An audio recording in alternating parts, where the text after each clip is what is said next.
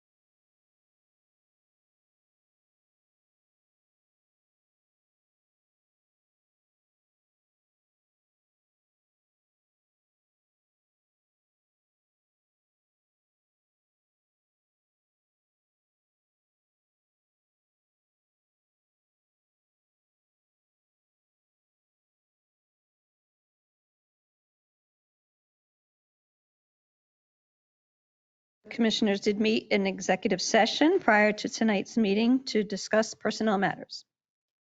On to agenda item 4, courtesy of the floor. Is there anyone present or online who would like to address the board at this time for any non-agenda items? Okay, hearing and seeing none, we'll move on to agenda item 5. Our meeting minutes have been distributed to the board for your review. Are there any questions or comments on our meeting minutes from October 5th? Hearing and seeing none, do I have a motion to approve? So moved. Second. I have a motion and a second. All in favor, signify by saying aye. Aye. Aye. Motion carries. Thank you.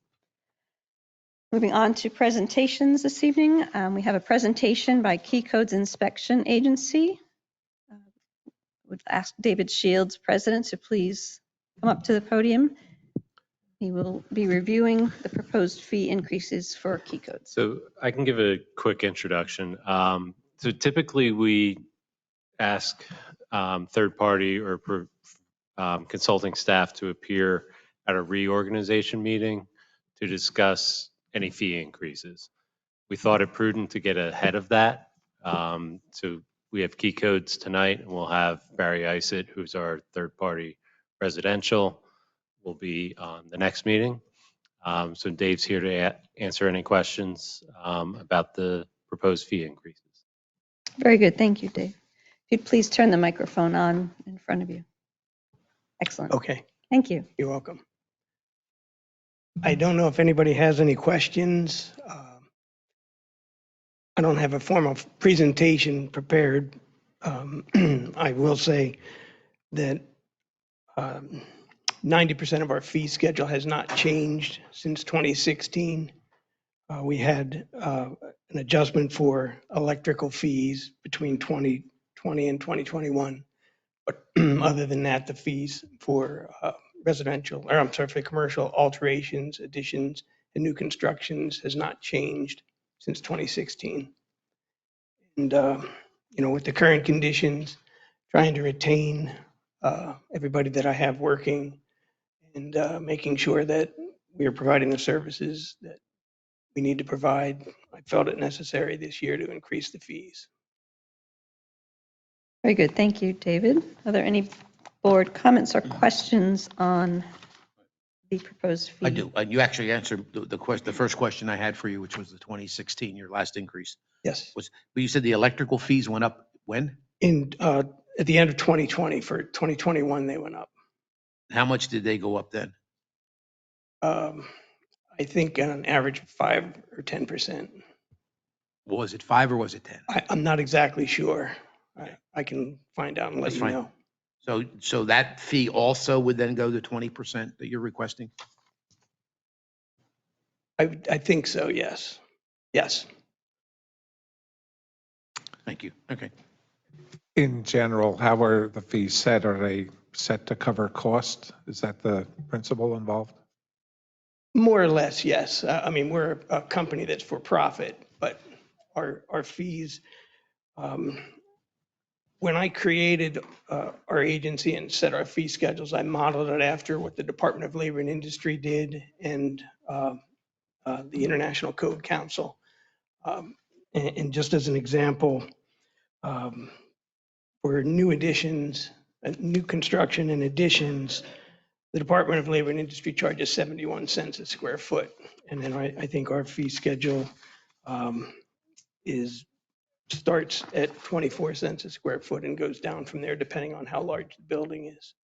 So, I think while our fees are going up, if you compare our fees, and I do have some comparisons to some of the other municipalities that are local, you'll find that our fees are very competitive and actually less than a lot of places.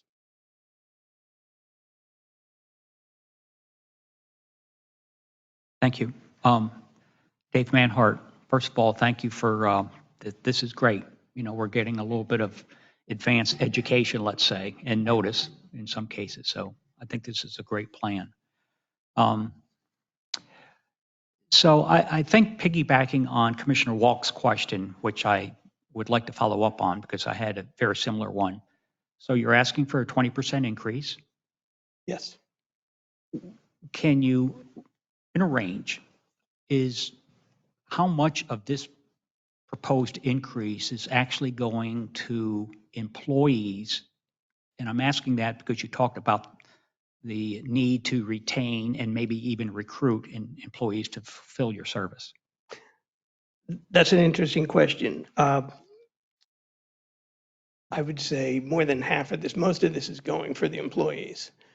I had one staff member came to me and said that while they were not looking for a job, they had an opportunity that came to them and it was going to offer them $10,000 a year more.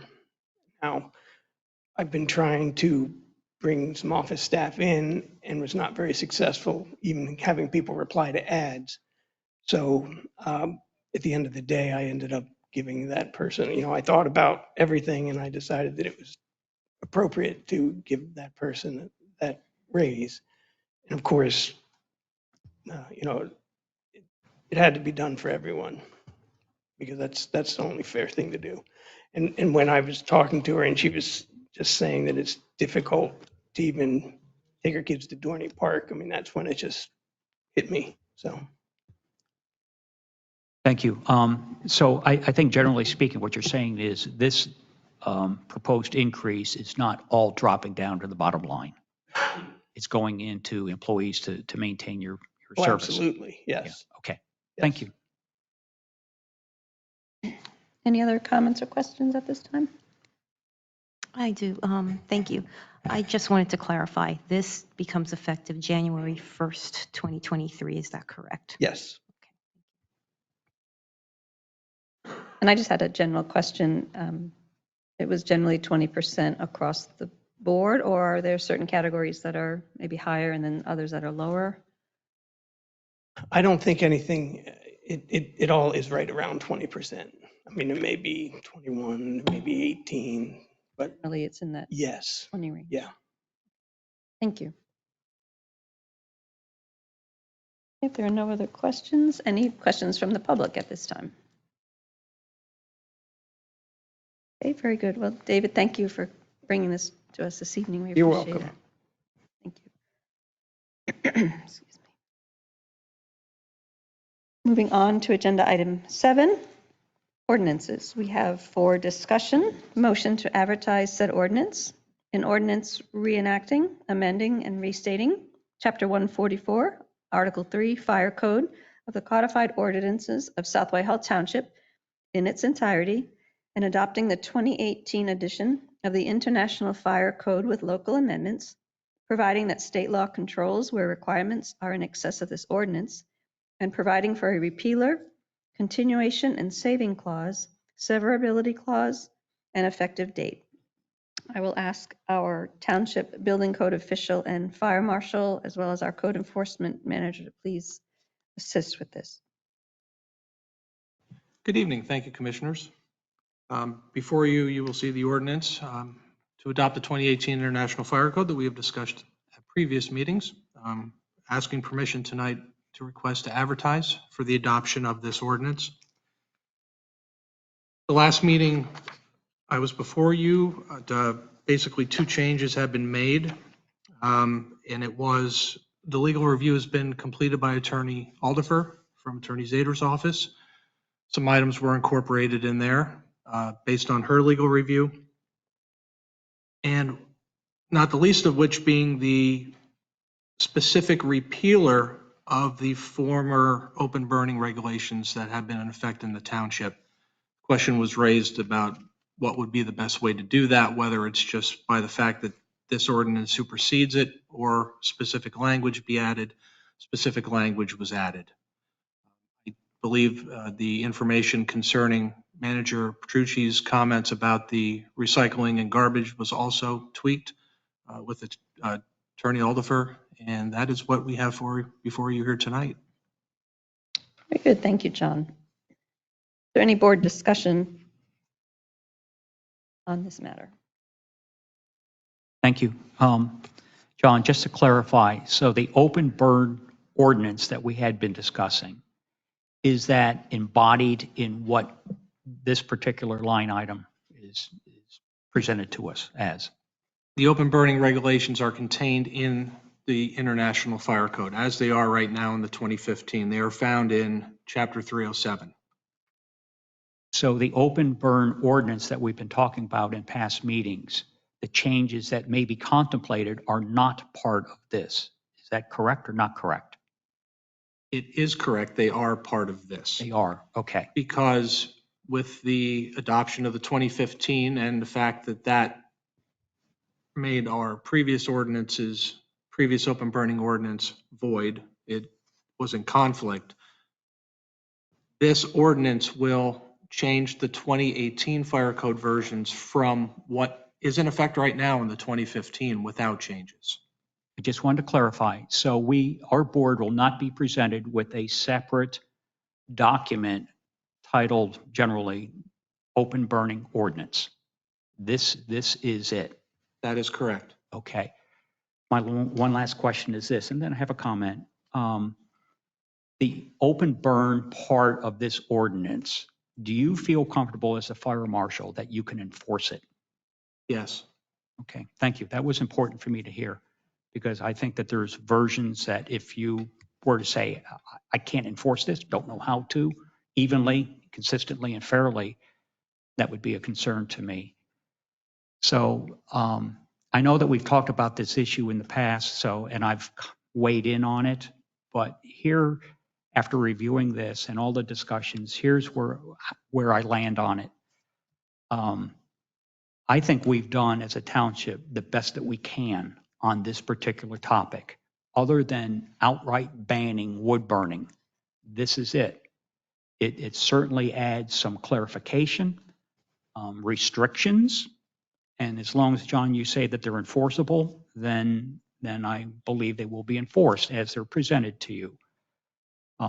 So I feel that the township, and again, you recognize our township manager as having been, instrumental to this version, which I really appreciate. I think this is the best we can do, and I'm willing to support it for that reason. If our experience for some reason is different than what this ordinance requires, then we can revisit it. Is that correct? Yes, we can. Okay, thank you. You're welcome. Are there any other board comments or questions?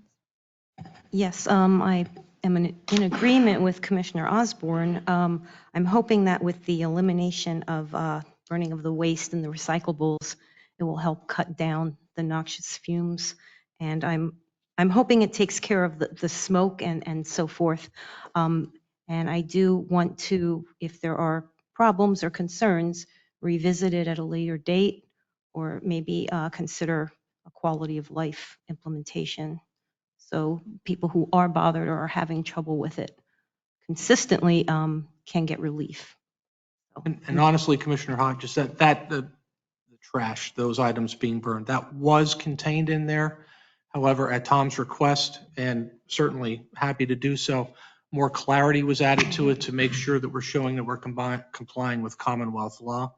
And you and Commissioner Osborne, if we have problems with this, I'm going to appear before you again, most likely to adopt the 2021 fire code when the state moves their series of codes to the 2021 version. So yes, certainly that can be addressed and revisited at that time or sooner.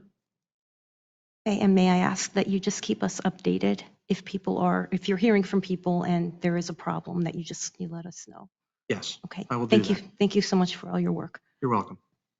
I was going to ask that same question, if from the enforcement side, if you're seeing multiple calls or certain items that are problematic with this ordinance, is that something that you and or our township manager would advise our board so that we can stay up to date with the outcome of this? Yes, once it's certainly. met? Okay, I have no issue with that, right?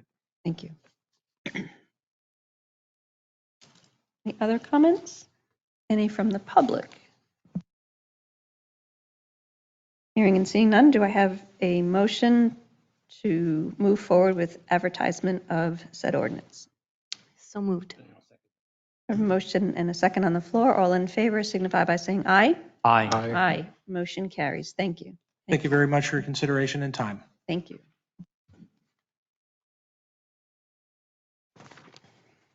Moving on to agenda item B, motion to adopt said ordinance. An ordinance reenacting, amending, and restating Chapter 92 of the Codified Ordinances of South Whitehall Township in its entirety, providing that the ordinance shall be known as the South Whitehall Township Police and Fire Emergency Alarm Ordinance, and further providing for name, purpose, and intent, definitions, alarm system installation requirements, alarm system operation requirements, alarm system technical information, alarm system repair service, alarm system disconnecting, verified response, registration fees, false or nuisance alarm determination, service fees, appeals, payments, fines and penalties, remedies for violations, police fire department duty, immunities preserved, severability, failure to enforce not a waiver, repealer, and an effective date. And Tom Harper, our Code Enforcement Program Manager. Good evening, Commissioners. Tonight, I'm here to present to you a motion to proceed with adoption of the South Whitehall Township Police and Fire Emergency Alarm Ordinance. Just to remind you that this ordinance will be replacing the current alarm ordinance, which was adopted back in 2010. And the highlights of the new ordinance are as follows. Provides the reduction of free occurrences from 6, which is 3 every 6 months currently, to 2 per year. The invoice billing will be conducted on a quarterly basis instead of biannually as it's done now. The involved party must submit a plan to the township as to how they're going to address their alarm situation after a false alarm occurs. It also allows for the Board of Commissioners to establish fees annually as part of the fee schedule resolution process. And it addressed outdated language and terminology. And per the police chief's recommendation, it addresses alarm verification. Thank you, Tom. Thank you to all the staff that worked on this update of this ordinance. I appreciate your work. I'll open it up to the board for any questions or comments. I'd just like to thank Tom. I think it's been a great job. I know this has been beaten to death at public safety several times, and it certainly, it's been given its due course and due diligence within the township. So thanks for that. I think also on behalf of Chief Dorney. So thank you. And I know there was a question regarding the January 1st implementation. That's just to get the fee schedule in place, which I should have some recommendations to you within the next couple of weeks, both for residential and commercial. I think that's the way you had talked that we want to go. So I think I have some background for you as to help you. Very good. Thank you. Any other board comments at this time? No, anything from the public? Hearing and seeing none, do I have a motion to approve said ordinance? So moved. Second, we have a motion and a second on the floor. All in favor signify by saying aye. Aye. Aye. Motion carries. Thank you, Tom. Moving on to agenda item C, direction discussion of said ordinance. An ordinance amending the South Whitehall Township zoning ordinance by deleting sections 350-48N2, no impact home-based business, creating new sections 350-48H5, home-based business, no impact, and 350-48H4, home-based business, low impact, renumbering existing section 350-48N3, nursing home to section 350-48N2, renumbering existing sections 350-48H4 through H6 to 350-48H6 through H8 to accommodate the new sections 350-48H4 and H5, correct all impacted links within the zoning ordinance, and providing for a severability clause, retention of rights to enforce clause, a repealer clause, and an effective date. I will ask our Director of Community Development Department, Dave Manhart, to please assist with this. So I can give a little background. I believe it was our last meeting. We had somebody come to courtesy of the floor asking about the low impact home-based business. So we resurrected it. It was before the board. I believe it was last year. There were some concerns with it. After that meeting, we had made some changes to it, but did not have a chance to bring it. Hang on one second. Caller.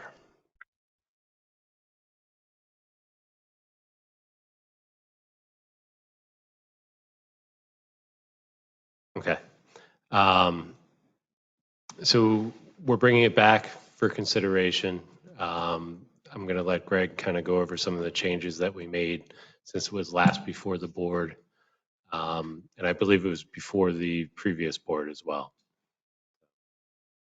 With that, I'll hand it over to Greg to kind of go over some of the changes. There were not many, but of course we should go over them. Under the proposed 350-48H5 home-based business, no impact.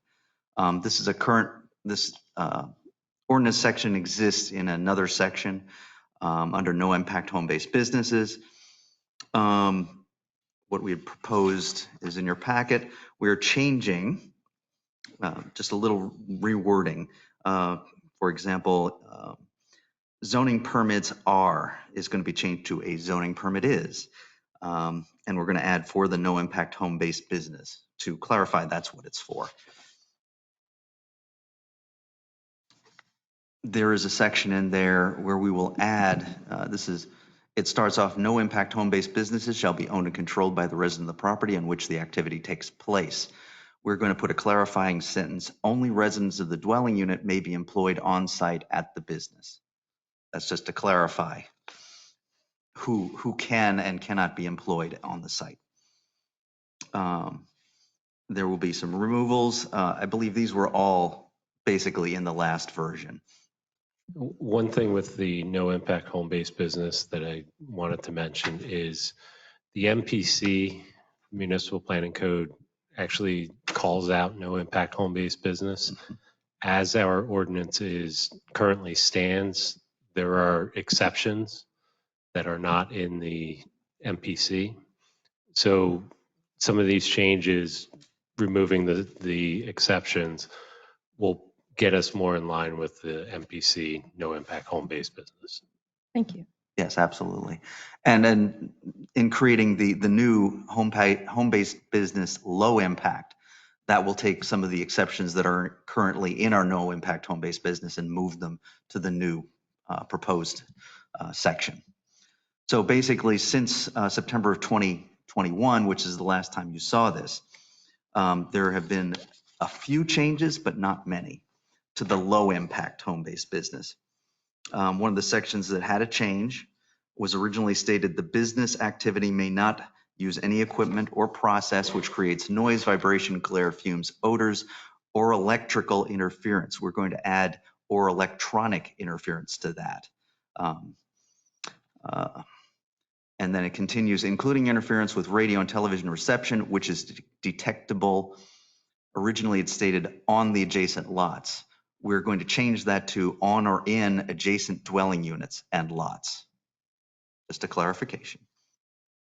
There was one other spot that was changed since last year, and that's in a section that is originally read as items related to the low-impact home-based business, such as inventory equipment, may be stored within the dwelling or within a garage or accessory storage unit while on the residential property. All vehicles, trailers, or other similar towable equipment utilized by the business, and originally stated, shall be stored within a garage while on the residential property. That will be clarified to read all vehicles, trailers, and other towable equipment utilized by the business that are determined by the zoning hearing board to be inconsistent with the appearance of a residential use shall be stored within a garage or otherwise screened while on the residential property to maintain the appearance of a residential use. So that gives an option if somebody has a large vehicle, it no longer needs to be stored in their garage so long as the zoning hearing board deems it can be screened from an adjoining residence. Gives a little more options to the owner of the low impact home-based business. So those were the two main changes to the low impact home-based business since you last saw it in September of 2021. Thank you, Greg. Any board comments or questions on said ordinance? You raised my curiosity, Greg, with the last point. What type of home-based business would have garages and vehicles and that sort of thing? Well, it would be a residential use. So obviously you can have a residential garage with the use. Sometimes people might own a lawn mowing service and operate out of their home. That's kind of what this is intended to be. They might own a large pickup truck with a trailer where they haul their mowing equipment around. So this would give them the opportunity to either store it in their garage or in a screened area so that the adjoining residences would not know that there's a business there. The dwelling would still maintain an appearance of a residential dwelling unit. Okay, so just building on that then. So like auto repair or an auto paint shop, auto body shop is not a home-based business. It should not be, no. Does our ordinance say it's not? It basically, for a low impact home-based business, that is something that requires a special exception use, which means a trip to the zoning hearing board, at which point, if I may,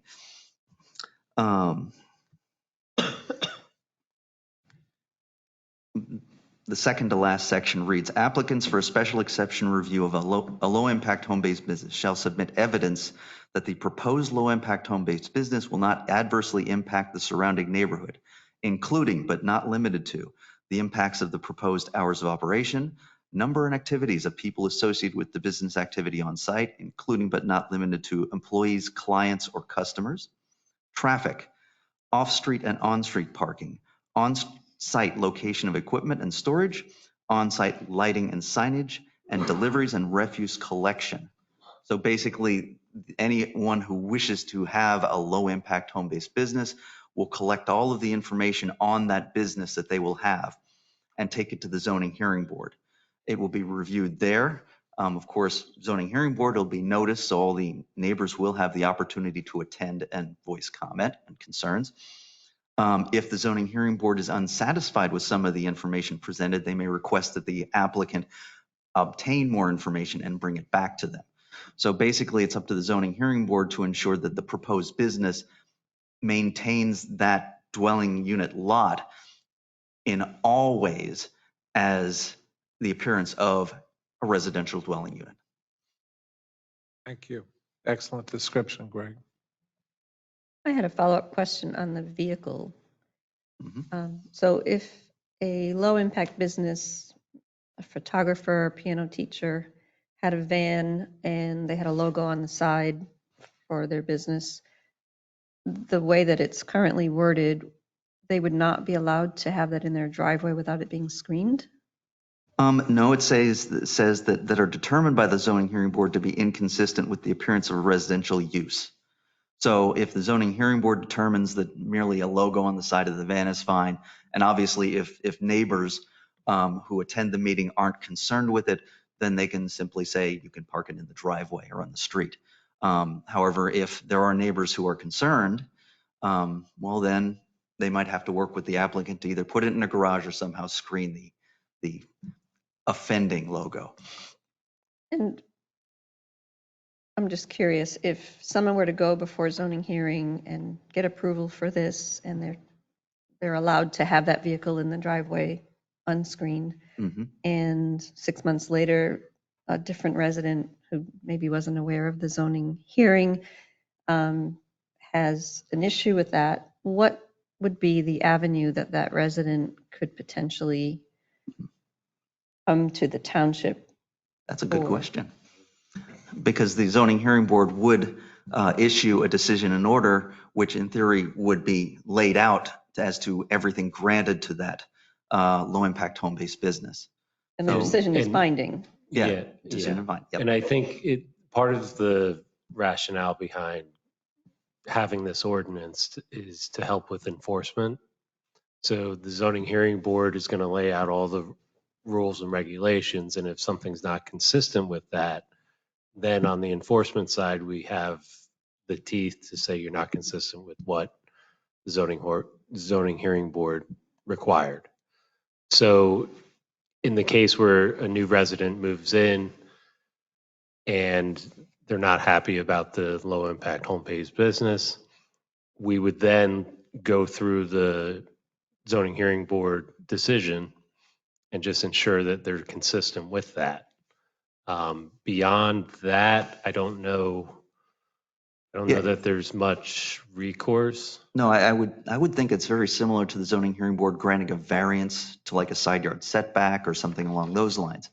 If a neighbor moves in afterward, it's kind of assumed that the neighbor moving in would have recognized that and understands that that's in essence a pre-existing use. And the other piece of it is having the decision by the zoning hearing board. We as the township have a very clear answer to provide to that resident that is complaining. We can say, here's, they went through this process, here's what was agreed upon as the rules, we're ensuring that they follow these rules. So I think it gives us as enforcement and education, gives us the ability to clearly answer questions related to it. And I think one last point is that this is tied to the owner, not the land. So if the applicant who secures the low impact no home based business sells the house, then that eliminates the low impact home based business. Thank you. Any other questions from the board? Thank you, Commissioner Kelly. Greg, I have several questions. So some of them are just confirming, some of them I don't know the answer to. But what you're proposing with the red line, first of all, you're not asking the board to make a decision this evening. Is that correct? Only to whether you would wish to move it forward. So it's for direction and discussion. Right. No vote. So yeah, no vote. Right. If you want us to come back with a cleaner version or move forward in the process to advertise, we can make that request at the next meeting. Okay, thank you. I just wanted to confirm that. So the red line version that's before us, is it entirely 100% in conformity with the MPC? It is not identical to what is listed in the MPC. Okay, So, and I will read one sentence from the background information that we got, and that is that staff is recommending that we don't deviate from the MPC. But go ahead. I asked the question for a reason, so go ahead. Yes, and your background actually states. We did the current no impact home-based business is even further a deviation from what is in the MPC. Stricter. more restrictive? Ooh. The MPC is more restrictive Yes, than our the MPC current is more no restrictive. impact. Yes. But you opined that we shouldn't deviate from that, and which is okay. I opine that we should become more consistent with the MPC version. Okay, but you're going to point out where perhaps the version before us isn't consistent. Yes. Okay. Yeah. And then the version before, we had an exception for music teachers, art instructors, and academic tutors. So those were the only exceptions that were allowed to have visitors for the business. The idea of the no impact home-based business is there's no visitors.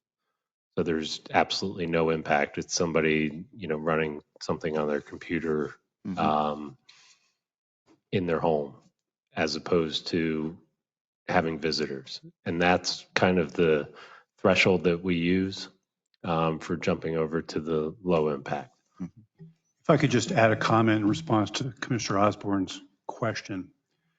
Because low impact based businesses are mandatory under the MPC, it's permissible for the township in its ordinances to be more generous to property owners. You just cannot be more restrictive with regard to low impact home-based businesses.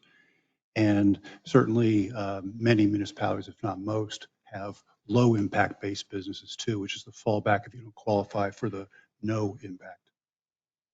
Thank you, Solicitor Zader. Actually, you were kind of reading my mind there. Yeah. So we could be more generous. We can't be more restrictive. Correct. Okay, thank you. So you may have said this, and it may be in the body of this, but I just want to clarify. So we have a homeowner who has a business with vehicles with company logos and lettering on their vehicles. That homeowner has employees coming to their place of residence, parking basically on the street to go out from there and do company business. How does that, and this is not an isolated example, it's probably, probably very generic. How does that fit into this? Is that allowed or disallowed? Under a low impact home-based business. Whatever, yes. Wherever it would fall. It would not be permitted under the no impact. The no impact is basically no employees permitted on site other than family members. Right. So having someone come in who is not a family member, not permitted. That would then be moved into the low impact home-based business. So that's where it would be under. And as I had mentioned earlier, the determination as to what can and can't happen there is one of the zoning hearing board as part of their special exception review. Okay. Is this ordinance specific enough that the zoning hearing board will say, oh, hold it. You can have 2 employees or 3 employees park their cars in the street, but you can't have 10. Yes. It is? Yes. Okay. Can you point that out to me? I think to me, Greg probably can point to it, but to me, the catch-all is it must maintain a residential appearance. So if that's you subjective have, too, isn't it? Yeah. Yes. Okay. So that gives some leeway for the judgment to be made by the zoning hearing board. Okay. Based on testimony of neighbors and the testimony of the applicant. Okay. So jumping ahead to business privilege tax, low impact home-based businesses, are they subject to business privilege tax? Absolutely. And do you know how many of those type residences are listed with South Whitehall today? I do not. I don't either. But part of the problem that we have with our current no impact, if you're not a music teacher, art instructor, or academic tutor, and you want to have people visit, like hairdressers, they are forced to not register with the township. So they may be doing it underground, therefore we're not getting, because it's not allowed, it's not permitted. So we've had to turn away a lot of people that have called, said, can I have a can I put a chair in my kitchen and cut hair? And if they're getting visitors, that's a no impact home-based business, you can't do it. But the alternative to that is, so they're not eligible for no impact, but they are eligible for, They would be, okay, but then they would be subject to business privilege tax. yes. Okay. I'm asking all this because I believe that there's probably a lot of businesses, home-based businesses that would fall under this proposed ordinance. So I would think we need to have some kind of communication, general communication. It may upset some people, and we should be prepared for that. But I think the first step in this whole thing would be some kind of information to all the residents in South Whitehall that this is now the ordinance and it will be applied. Does that make sense? Because Yeah, we'll certainly, there's no way for someone who's doing this now, and I'm saying conducting business in their home, knowing that perhaps they would be in violation of this proposed ordinance. So how do we communicate that to them? Well, just to be clear, we're talking about being in violation of the existing ordinance. Well, Because perhaps this one. Perhaps. Yeah. Yeah. But definitely the existing one, because we do have an existing no impact home-based business, which does a number of things that that would apply to a number of the businesses that you would describe, but they currently aren't permitted. and I think the discovery of those types of businesses is through the RFI process. So if there's a request for investigation or a complaint, that usually will trigger us to go out and look. Mm-hmm. And then we tell them they can't have it because it violates the ordinance. But if we had low impact, then we could say, you can now do the low impact and lay out that process for But be them. subject to the business privilege tax. Yes. Okay. Yeah. Great. Thank you. I was curious, under the no impact, we had a special requirement for music teachers, art instructors, and academic tutors. Is there a reason why we're going to remove those particular categories? Because those, in order to be consistent with the MPC, those allow visitors, because, I mean, you have to have, I mean, I think one of the sections was up to 6 students. So that gets shifted over to the low impact, is why we took them out of the no impact. Because clearly they have some impact, especially music teachers. Depending on how good their students are, it could be a noise violation. So yeah, that's kind of the intent, is visitors. Thank you. Any other board questions or comments? Anything from the public? Any questions on this ordinance? Okay, hearing and seeing none. Do we need to make a motion to proceed on this? I think the question to the board is, do you want to see this the next meeting for motion to advertise? Potentially advertise. Yeah.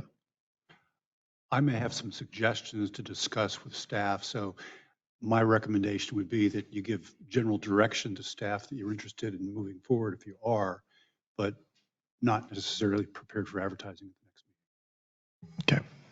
Thank you, Attorney Zader.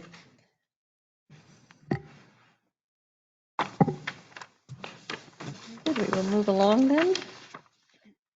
On to resolutions. Resolution 8A, we have a resolution granting a waiver of certain review and approval requirements of the South Whitehall Township Subdivision and Land Development Ordinance for a plan entitled Lehigh Valley Health Network, CH 1503 Neuro Rehab Patio, And I will ask our Community Development Director, Dave Manhart. I'm going to defer to Greg Adams. This is an application to further develop the property located at 1503 North Cedar Crest Boulevard.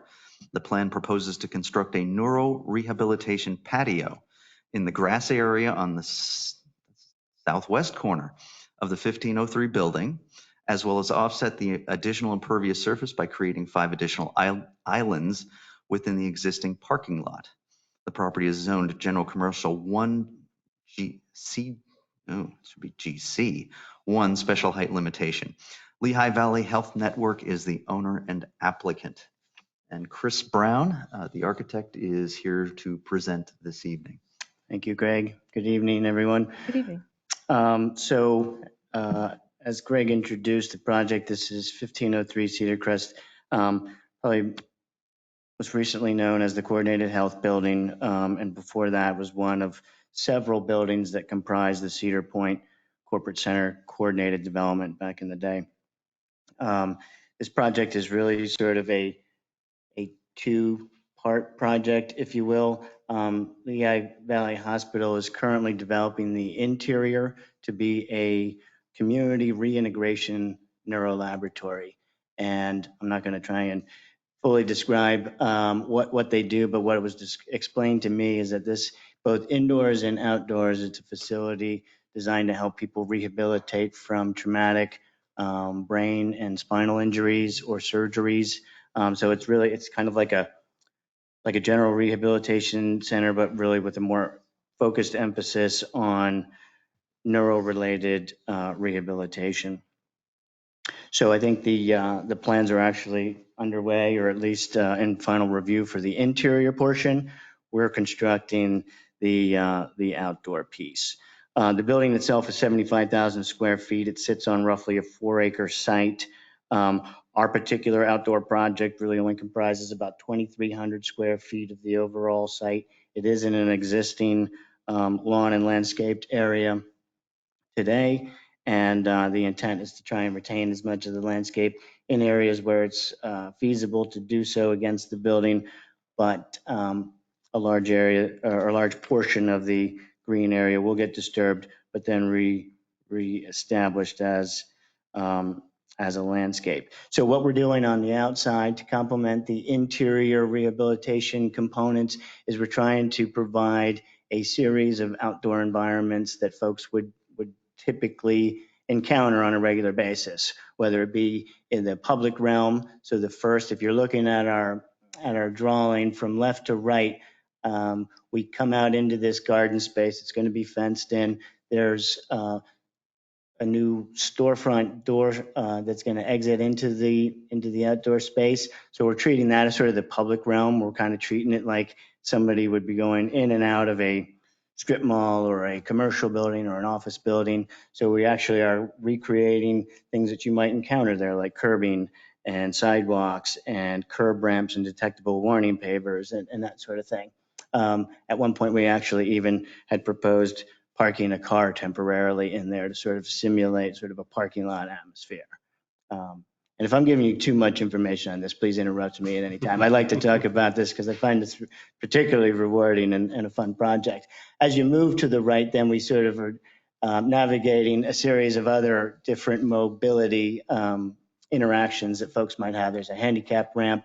There's a series of steps with hand railings, trench drains and different paving materials that folks would encounter. And this is all designed to sort of help give the therapist a variety of interactions with their patients so they can get them prepared to go back home and to get back into more of their real life activities. And then finally, as it wraps around the corner of the building, we sort of emulate what is sort of your backyard or your home landscape. There'll actually be a garden shed that will have tools and a push mower. There'll be a patch of grass. There'll be landscape related features and items that the therapist can work with their patients on. So it's really kind of a 3-part project or a 3-part circuit that allows for as much variety as we could possibly squeeze into a very small area. Thank you for that presentation. It's a very interesting project indeed. Are there any board questions or comments? Sure, Commissioner Osborne. Go ahead, Commissioner Kennedy. I did sit in on the public safety meeting as a member. I do know that they did add the gate on the south side. Yes. Did you guys incorporate that into this plan? I have an idea where I think it should go, and I think we'd like to confirm that location with the fire marshal, but we're absolutely, happy to do that. Okay, I think it's more. You understood the concept of, okay. Absolutely, and I Yeah. think it's more feasible than trying to move the sprinkler okay, connection. good. Yep. All right, thank you. Yep. Chris, first of all, when I first saw this, I'm thinking to myself, this is so creative. Yeah. Yeah, I mean, people who are, are suffering from these kind of things or experiencing them, maybe is a better word. This is more like occupational therapy. This is what they're going to have to be doing when they get home, right?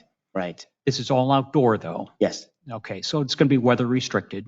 Correct. Okay. But I wanted to lead off by saying I just think this is it's a great concept. Thank you. Yeah, and I'm sure it's leading edge. Right. So, Thank you. okay. I don't want to assume the answer, but let me ask. I know that this resolution includes all the recommendations or requirements of the different firms who review, or departments who review this, including engineering, Yes. public safety. Why are you asking for the waiver? That's a good question. It is my understanding through consultation with the planning staff that although it's a relatively small and minor project, it has the components to trigger land development review. So I think the guidance was to seek a waiver from land development process, but essentially we're still kind of going through the design and review process. We're just doing it on a staff basis, I believe, is that? Does it speed up the process for you? Is that the driving force? Theoretically, yes, but no, it does. Yeah. Yeah, he's exactly right. This does trigger land development. It is an improvement of a non-residential lot. Basically speaking, we had him in for a discussion. He brought in his sketches. We looked at that and said, yes, it does trigger land development. However, we would suggest you attempt a waiver from the land development process. Basically, all that does is remove the actual waiver are from the sections that require planning commission review. So he still gets the full staff review. It still has to comply with every other section of SALDO. But it, in essence, cuts down the process because he would have had to have gone to planning commission. And depending upon when the application was, maybe he would have made tomorrow night's meeting, maybe not. So he would have had gone through that and then come back to you. So this saves him at least a month. And of course, the expense of going to a planning commission, with the applicant and their professionals. So still full review, just a little time and money savings. Okay, thank you. Yeah. Just to piggyback on that, though, I think, Brad, if I'm not mistaken, Greg, this waiver is not of any big deal. If I remember it being the way it was presented to public safety. What was that again? It's not something that's it's a major. We're not going in and looking at some major waiver here. No, like as I said, it's merely all the sections that require planning commission review. That's what you're waiving. Yeah. No other sections within SALDO. Right, that's what I thought. Yep. Thank you. Any other questions or comments? Any from the public? Hearing and seeing none, do I have a motion to approve the waiver for said development? I'll make the motion. Is there a second? Second. We have a motion and a second on the floor. All in favor signify by saying aye. Aye. Aye. Motion carries. Thank you very much. Thank you very much. Moving on to Resolution B, we have a resolution granting conditional preliminary final approval to a major plan entitled 1670 Church Road, Pata Property LLC. And Dave, I will call on our community development planner, Greg Adams, to present. Thank you. This is an application to further develop the property located at 1670 Church Road. The plan proposes to renovate the existing commercial building, construct a 23-space parking lot, and stormwater management facility on the 3.4912 acre parcel. The property is zoned IC1, Industrial Commercial 1 Special Height Limitation. Pata Property LLC is the owner and applicant. Kevin Markell is here with a presentation. I believe the applicant is also in the audience for questioning. Very good, thank you. Welcome. Is your microphone on? Oh, there it is. Kevin Markle with Barry Eyes and Associates. As Greg said, we're here for a project to renovate the existing building at 1670 Church Road. It previously existed as a vehicle service garage and gas station. The applicant is proposing to renovate it and reopen it as a truck garage, truck vehicle repair facility. No gas dispensing is proposed. We're also proposing to construct additional impervious for parking for the vehicles to be repaired, as well as parking for the employees of the facility as well. As part of this, we'll be doing full stormwater management to comply with township, county, and state regulations. We are proposing to construct roadway improvements to Church Road. The proposal is to construct roadway improvements to local road standards, as well as dedicate the right-of-way that's required for local road. In addition, reserve future right-of-way for the township down near the railroad tracks for potentially some future roadway improvements as well.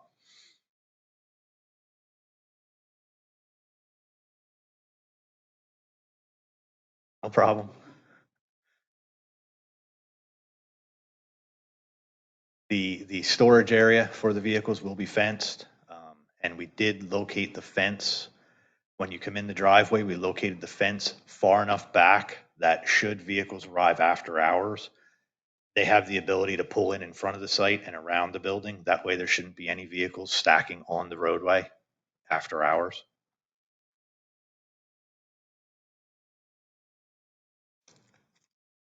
You have review letters from staff and all of the other agencies. We've gone through them. We can comply with all the requirements, and we're working through all the outside agency approvals as well currently. If there are any questions, happy to answer. Thank you. Are there any board questions on this resolution? I do have a quick question. Thank you. Will this be an area where the truck would potentially idle overnight? No. The trucks that'll be coming are there for repairs, so they'll be parked, sitting while they get their repairs. It's not a place that they're going to be idling, jockeying around or anything like that. Okay. And I do have another question. On Chapman's Road, is it a right turn in? Will that remain as a right turn, like a one-way? We're proposing no changes to the roadway alignment or circulation. So Church Road right now, as you come from 309, is a two-way road till you get to the railroad tracks or the second PPL driveway entrance. It then becomes a one-way drive to Chapman's Road. We're not proposing any changes with this plan to the traffic circulation. We're simply dedicating the additional right-of-way, constructing the roadway improvements to local road standards on our side of the road. Thank you. I did have one question regarding the deferral for the sidewalks. I realize that going towards the railroad tracks, there's really not much movement in that direction, but from the driveway towards the PJ Willahans and to 309, the potential for traffic there, pedestrian traffic, I'm questioning whether it makes sense at this point to install sidewalk on that section of this development to provide opportunity for people potentially at the site to walk down to that area. To PJs, you're saying? Mm-hmm. We are proposing sidewalk. The deferral for sidewalk is only for I believe it's about 100 feet from the PPL, the second PPL driveway to the railroad tracks. Okay. Sidewalks are proposed, the rest of the frontage. So it's just okay. Correct. It's just the small portion down by the railroad tracks where we're requesting to not install sidewalk or defer sidewalks and a waiver to not install curbing down in that section. It's just that far southern southwest section. Excellent. Thank you for that clarification. Excuse me, Commissioner, if I may. Some of the discussions that were had with this applicant actually during their process was the intent of Church Road for future use. We all know that there are a lot of, there's more trucks on that road, especially with the warehouses across the street and down on Neck Road. So the staff and myself and the applicant sat down and we discussed how Church Road will be used in the future. Does it make sense to keep on using that? Because there's been a few problems with trucks with the way the railroad track is situated elevation wise and with that one-way section. So the right of way that the applicant is speaking about is on the bottom left of this drawing, which would be the southwest corner. That right of way is reserved if at any time Church Road will become a cul-de-sac, there's enough room to create the cul-de-sac on this right of way, and the applicants have by resolution accepted that they will dedicate that right of way to the township to create a cul-de-sac. There's no plans as of yet. We don't have anything set in stone because there's a few other items and a few other entities that we'd have to check through to make sure that it's okay to do that, to make it a one-way. There's some reasons for that road as of now, but that's the right of way that they're discussing. And then at that time, there's still room for sidewalk and a walkway to cross railroad tracks and continue west to some of the uses on Chapman's Road. Very good, thank you. Are there any other questions or comments? Hearing and seeing none. Any from the public? Okay. Do I hear a motion to proceed with said resolution? Big motion. I'll second that. We have a motion and a second on the floor. All in favor signify by saying aye. Aye. Aye. Motion carries. Thank you. Thank you. And moving on to Resolution C, we have a resolution approving the sewer planning module for 1670 Church Road. And we will have our Public Works Utility and MS4 Coordinator, Mike Elias, assist with this. Good evening. Since we just went through the background of this 1670 Church Road, 4,200 square foot building being utilized as a vehicle repair shop, the owners have come to the township requesting a resolution approving 1 EDU of sewer allocation for this property. So it's 220 gallons per day of sewer allocation. Thank you, Mike. Are there any questions or comments on this resolution? Any from the public? I have a motion to approve said resolution. So moved. I'll second it. We have a motion and a second on the floor. All in favor signify by saying aye. Aye. Aye. Motion carries. Thank you. Thank you, Mike. Moving on to agenda item D, I'm actually going to skip down to motion 9A first. So if you'd please proceed down to agenda item 9 under motions. We have a motion to proceed with adoption of the entire civil service eligibility list for patrol officer in the South Whitehall Township Police Department. And I will ask Lieutenant Steve Brown to please present. Yes, good evening, Commissioners. We began the testing process for entry-level patrol officer on October 1st. It was the agility test and a written test. Following that, we commenced the interview section of the testing process, which is now complete. We compiled the list, which is in front of you, and it was approved by the Civil Service Commission earlier today. We're just requesting permission to, or requesting approval for the list, certification of the list. Yeah, are there any questions or comments on this motion? Any from the public? Hearing and seeing none, do I have a motion to approve said motion? I'll make that motion. Is there a second? We have a motion and a second on the floor. All in favor signify by saying aye. Aye. Aye. Motion carries. Now we will go back to resolution D. We have a resolution extending conditional offer of employment to the entry-level position of patrol officer in the Township's Police Department to candidates number 68737 and number 81373, conditioned upon the individual satisfactorily completing medical and psychological examinations to confirm their fitness for duty. Lieutenant Brown, did you have any further comment on that? No, these would be for 2 positions that we have open with the creation of the 2 SRO positions that went to Parkland School District. That's Very what good. these would be positions for. Very good, thank you. Any comments or questions? Hearing and seeing none, do I have a motion to approve said resolution? So moved. Well, Second. Motion and a second on the floor. All in favor signify by saying aye. Aye. Aye. Motion carries. Thank you. Thank you, Lieutenant Brown. Moving on, so we've got a series of resolutions now to consider appointment to the advisory boards of the township. I want to thank all the applicants who have come before us. We've held a couple of rounds of interviews, and we actually do need to schedule another. There's a couple more that we hadn't had success in scheduling. So we do need to move forward with one more round of interviews. But at this time, for our consideration, we do have some vacancies to consider. I want to thank all the applicants who have expressed interest in serving in these roles, and I appreciate the time they've taken to interview with us. I will say, since we do have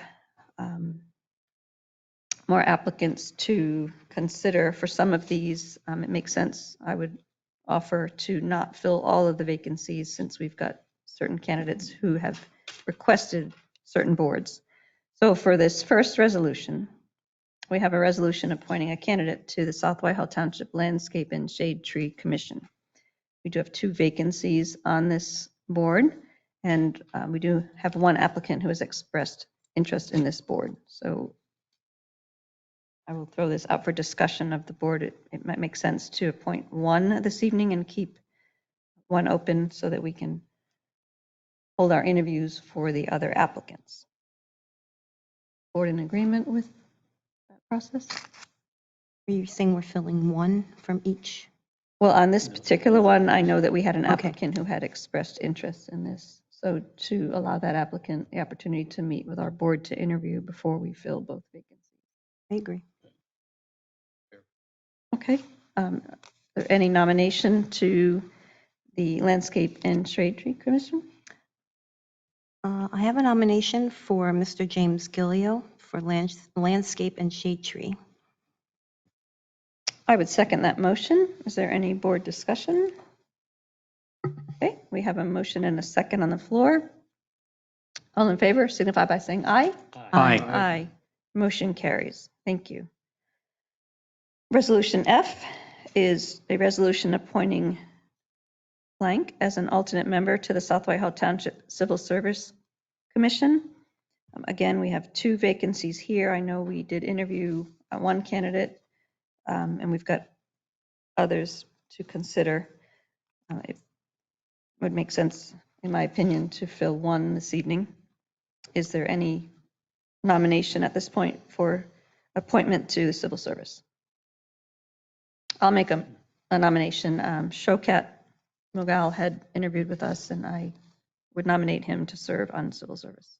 Second. We have a motion and a second on the floor. Is there any discussion? Any from the public? Okay, all in favor signify by saying aye. Aye. Aye. Motion carries. Moving on to agenda item G, we have a resolution appointing a candidate to the South Whitehall Township Parks and Recreation Board. We have 1 vacancy. Is there any nomination for this particular board? I'd like to nominate Jacob Roth. I would second. We have a motion and a second on the floor. Any discussion? All in favor, please signify by saying aye. Aye. Aye. Motion carries. On to agenda item H. We have 3 vacancies on the Green Advisory Council. Again, I would suggest we fill 1 or possibly 2 tonight. There is another candidate who has expressed consideration for this board that we need to interview. So we have a resolution appointing a candidate to the South Whitehall Township Green Advisory Council. Are there any nominations for this position? I would like to nominate Sarah Seipel. I would second that motion. Is there any board discussion? Any from the public? Hearing and seeing none, all in favor signify by saying aye. Aye. Aye. Motion carries. Is there any desire to appoint a second person to Green Advisory at this time, or did the board want to There's 3 vacancies, and we do have 2 that are interested in that. Is that correct? Yeah, he said he was willing to serve on any board. I would nominate Todd for the second position on Green Advisory. For Green Advisory? Yeah. I would second that motion. A second. Yeah. Any board discussion? Any public comment? All in favor of appointing Todd Farringer to the Green Advisory, please signify by saying aye. Aye. Aye. Motion carries. Thank you. And Tracy, I would just ask if you could please send an email out to the board to try to get some dates together for us to interview the remaining candidates so we can button up the rest of these vacancies. Thank you. Moving on to agenda item I, we have a resolution of the Board of Commissioners of South Whitehall Township, Lehigh County, Pennsylvania, appointing Diana Valkova as the Deputy Treasurer for the Township pursuant to Article 8A, Section 801AC of the First Class Township Code. And I'll ask our Township Manager, Tom Petrucci, to please assist with this. Thank you. Yes, the First Class Township Code requires a deputy treasurer within 60 days of appointment of the treasurer. So with Herb Bender now serving as the treasurer, it's now time to make sure we've completed the requirement for the deputy treasurer. Diana Valkova is a member of finance, and it's appropriate to utilize her in that role. Very good. Thank you, Tom. Is there any board discussion on this one? Any questions from the public? Hearing and seeing none, do I have a motion to approve said resolution? Motion. I'll second it. We have a motion and a second on the floor. All in favor signify by saying aye. Aye. Aye. Motion carries. Thank you. Moving on to agenda item J, we have a resolution of the Board of Commissioners of South Whitehall Township, Lehigh County, Pennsylvania, authorizing the transfer of 10,000 gallons per day of its wastewater treatment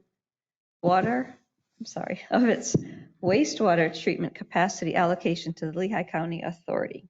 I will ask our Director of Township Operations, Herb Bender, to present.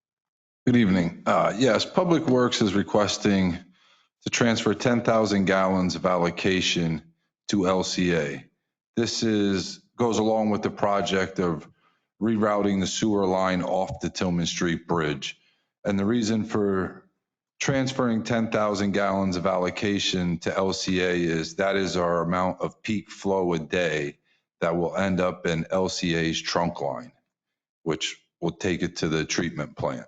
So that is the need to transfer the 10,000 gallons to cover the flow that we are adding to their trunk line. Very good. Thank you, Herb. Are there any questions or comments on this resolution? Any from the public? Did you have one? Yeah, thank you. I'm sorry. Herb, is this directly to Klein's Island or is this to the pretreatment plant? I believe it goes to the pre-treatment plant first. It will go to the Little Lehigh Interceptor 2, I believe, first. Okay. And they actually have extra capacity at the pretreatment plant. Is that correct? I mean, they independently contract. Yeah.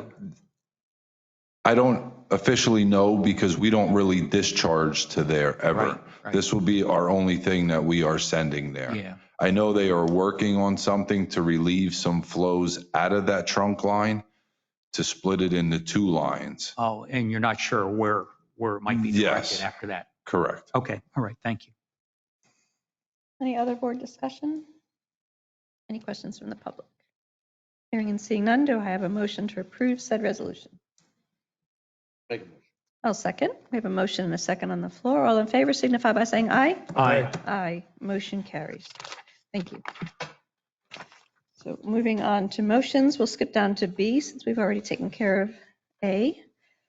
We have a motion to reject all proposals submitted with regard to requests for proposals for qualifications, RFP, for professional human resource consulting services due to lack of responsive proposals and budgetary constraints. I will ask Township Manager Tom Petrucci to present. Thank you. The township placed the RFP for professional human resource consulting services on the Penn bid system with a deadline of Monday, October 10th at 4:00 p.m. The system distributed the notice of availability of the RFP to over 1,000 possible firms. Of those firms, there were 3 respondents, and of those respondents, 2 were determined to be non-responsive due to administrative procedural issues. For example, lack of signed documents, failure to follow correct format, and or failure to follow RFP instructions. With the one responsive proposal, it was determined to be beyond the budgetary constraints. And so with that, and factoring in the status of the ongoing interviews for the human resources general position, it is the decision or the recommendation of the executive department to reject all proposals for the RFP due to the lack of responsive proposals and budgetary constraints. Thank you, Tom.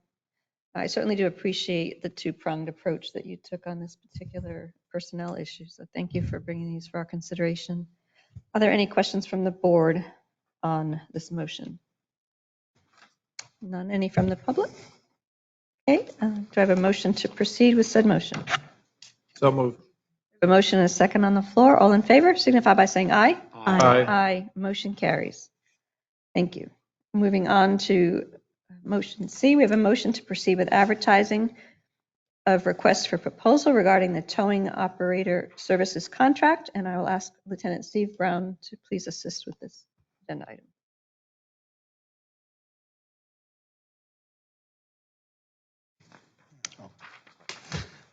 Yeah, this would be for our towing contract.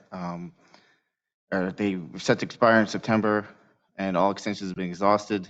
The tow companies are used within the township for towing and storage of vehicles with 5 tons of gross vehicle weight or less, which become disabled, damaged in accidents, or impounded. The tow companies act as an independent contractor for the township and bill the vehicle owner directly with no expense to the township unless that township vehicle is being towed. The Southwell Township Police Department respectfully requests permission to formally request proposals publicly via our FP for towing services. Thank you, Lieutenant Brown. Are there any questions or comments on this motion? Quick question, Lieutenant, you may not know the answer. Are we giving equal time for towing? The companies? Yeah. Yeah, if we have 2 companies, they would go every other day.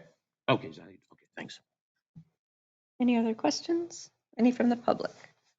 Okay, hearing and seeing none, do I have a motion to proceed with said motion? Motion.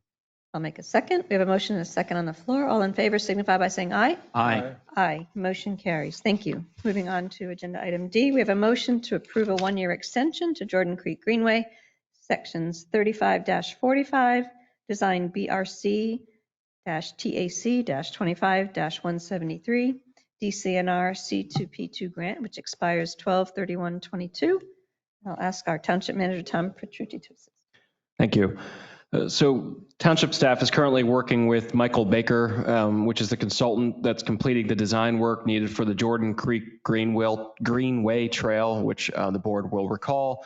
It was funded by a TASA grant for the construction phase. The entire project includes the development of engineered plans and required permits for a trail project along the Jordan Creek Greenway from Weir Mill Road to Cedar Crest Boulevard. As discussed at the July 1st, 2022 Board of Commissioners meeting, the township needed to proceed with the Jordan Creek Greenway project using a 2-phased approach. Phase 1 included the design work needed from Weir Mill Road to Lap Road, and Phase 2 would include the design work needed from Lap Road to Cedar Crest Boulevard. The length of the overall project is approximately 2 miles. So DCR funding and the approval process is being utilized under this grant for the design, engineering, and permitting. So basically, securing the 3 necessary easements to extend the trail from Lap Road to Cedar Crest Boulevard took longer than originally anticipated. And basically, we need to now request a 1-year extension since this grant expires at the end of 2022. I do want to be clear that we are still working through some of the particular items related to the TASA grant, and we'll be circling back with the board next month for the River Road widening. But I do think it's necessary to extend this grant since it is paying for a portion of the engineering so that we can complete the entire project. But I will say there's some open items with respect to TASA that staff is still working through, but I don't believe that should preclude the township from extending this grant, which is only for engineering. Very good. Thank you, Tom. Are there any board comments or questions on this motion? Thank you, Commissioner Kelly. Tom, what do you mean by the extension of the grant? This is grant money coming to us, right? Correct, which grants always have expiration dates. So our contract currently expires at the end of this year. And if we don't extend the grant, we essentially lose the grant. So is the board being asked to authorize staff to request the extension to the grant? That is perfectly stated. Okay, all right, thank you. Yep. Just piggyback on that, Tom. Could it be turned down? The request? The extension be turned down? Yeah. So Yeah, if in fact that would happen, we'd lose the grant. that's correct. We'd have to work pretty darn fast. Now, if you're asking me, is it going to be turned down? The answer is probably no. Okay, so Yeah. pretty standard procedure. Standard procedure. Thank you. Mm-hmm. Any other board comment? Anything from the public? Okay, do I have a motion to proceed with said motion? I'll second. We have a motion and a second on the floor. All in favor signify by saying aye. Aye. Aye. Motion carries. Thank you. Moving on to agenda item 10, correspondence and information items. I will ask our township manager, Tom Petrucci, to review. Okay. Just needed to update some of these numbers. Current vacancies on boards, commissions. Civil Service Commission now has one alternate vacancy. The Green Advisory Council has one vacancy. The Landscape Shade Tree Commission now has one vacancy. The Parks and Recreation Board has no vacancies.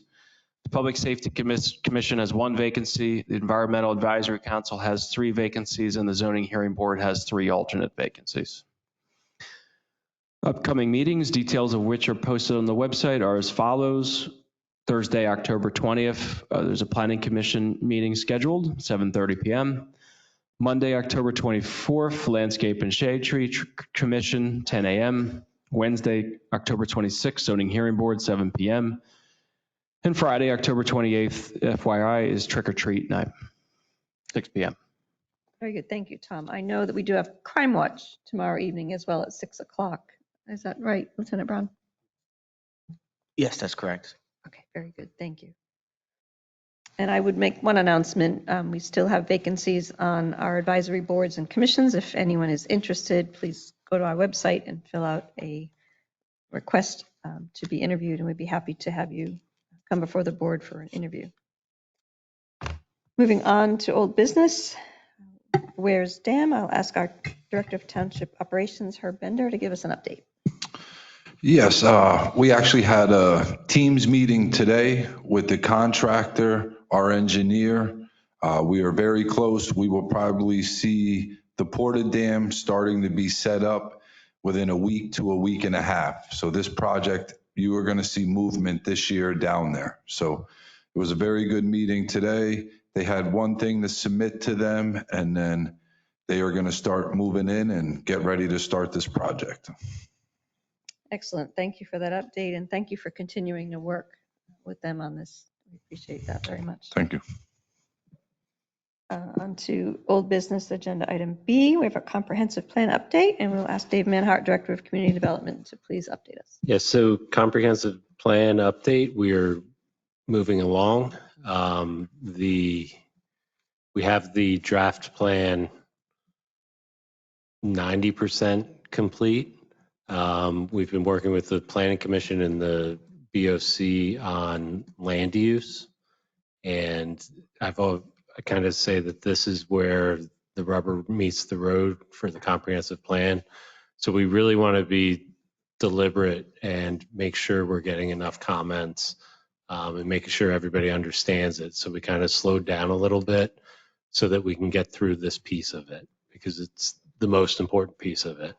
So we'll be discussing that and the draft at the Planning Commission meeting under old business. It's a standing agenda item there.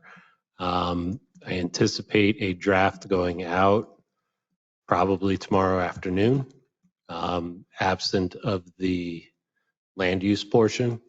We want to go over some details of that section at the Planning Commission meeting.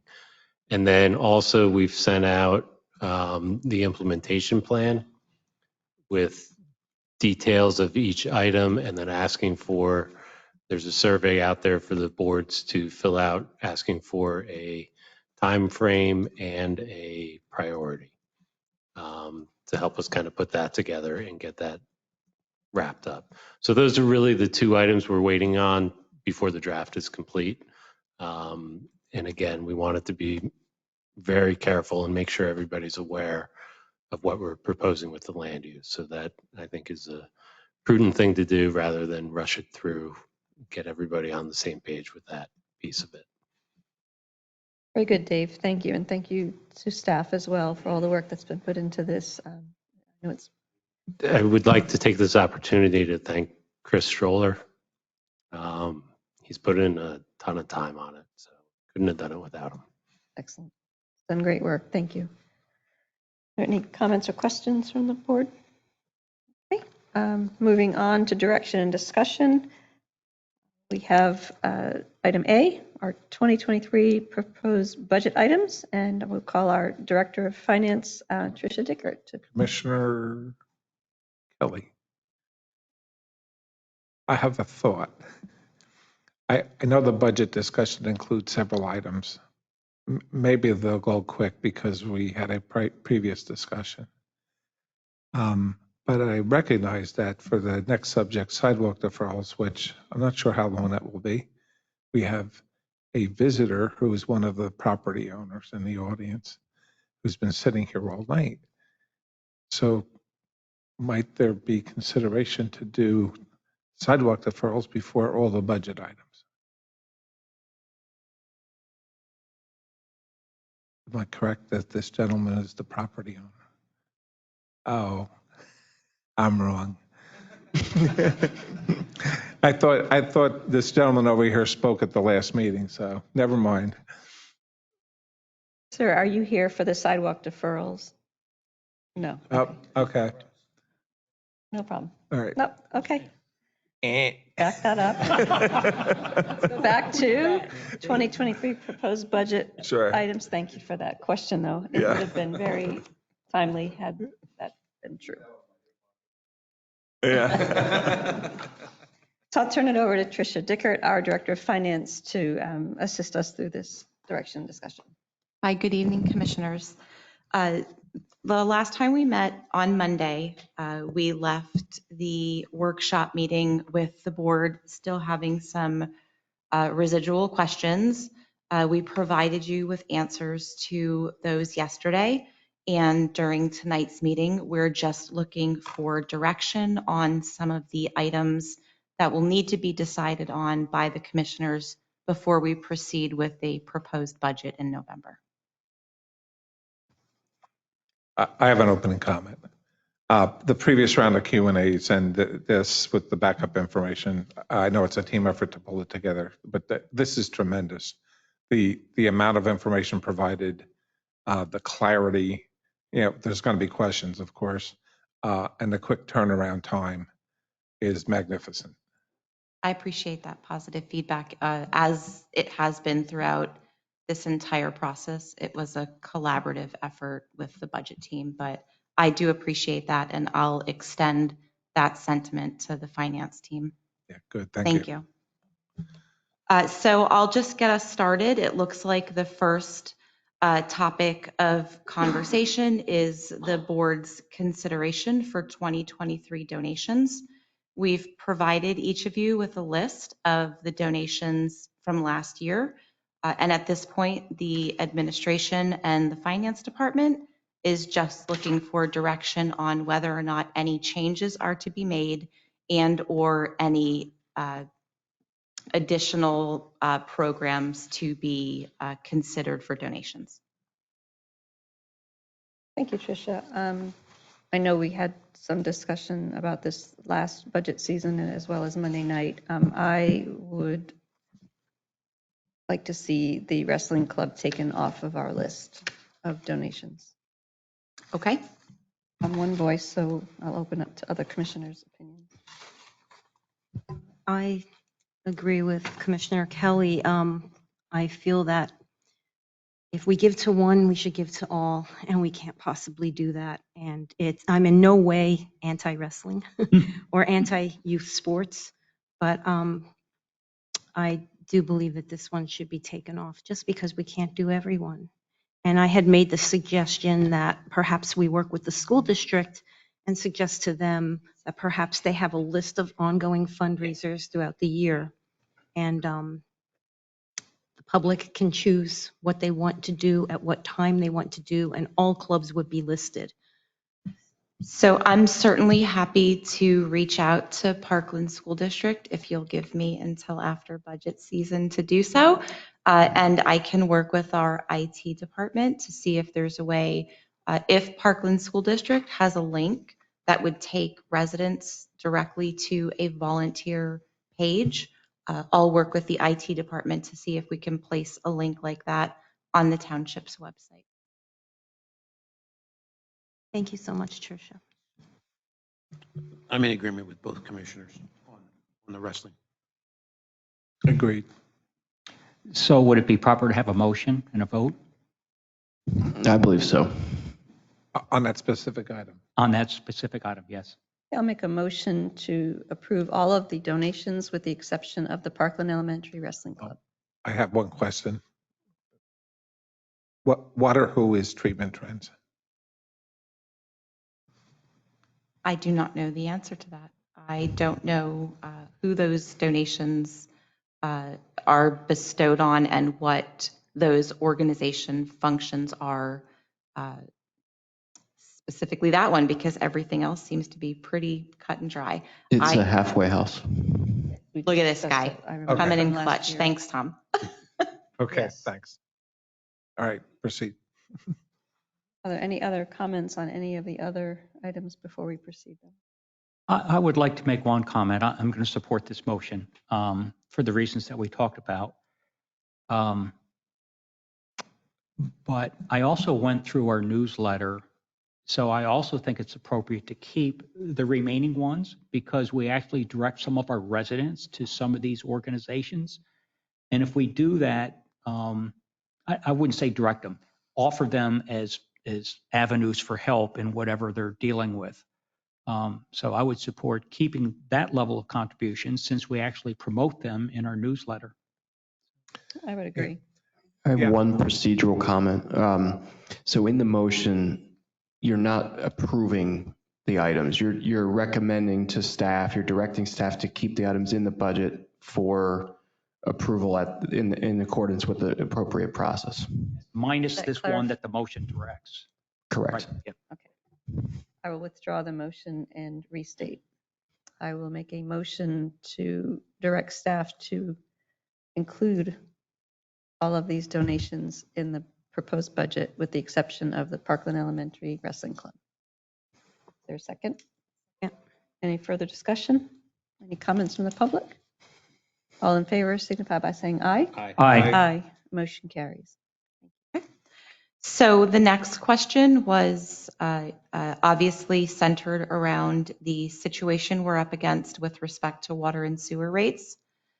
We had extensive conversation on Monday night, and the reality that we're facing is that LCA has raised and will likely continue to raise rates on both water and sewer every year.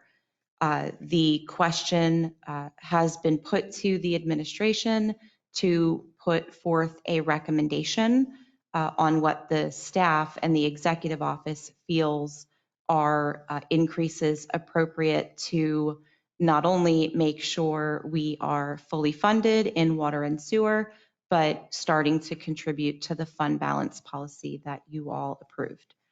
So those recommendations have been submitted, and at this point, the board just needs to decide which path they want to take. Thank you, Tricia. Sure. I'll open for discussion by the board. If you could just, and I want to put you on the spot, but do you have the years that last several years that you detailed during our budget workshop, just to refresh our minds? And sure. What's the history has been with LCA passing on increases to the township and what the township's response was? I absolutely do. In 2019, we'll start with water. In 2019, LCA raised their rates 6.5%. The township responded with nothing. In 2020, LCA raised the water rate by 6.2%. The township responded without raising rates. In 2021, LCA raised the rate by 2.8%, to which the township did not match or raise in part. And in 2022, LCA raised the rate by 7.6%, to which the township raised 7%. On the sewer side, if we'll just get all this data out right away. Sure.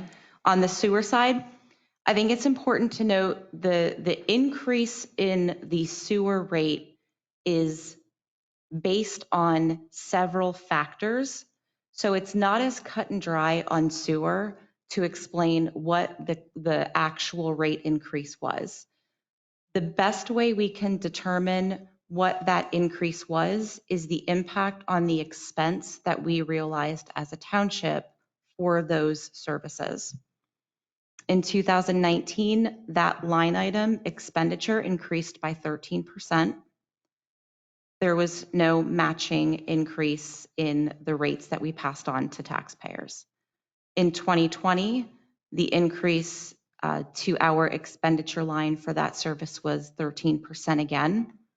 There was no matching amount passed on to the taxpayers.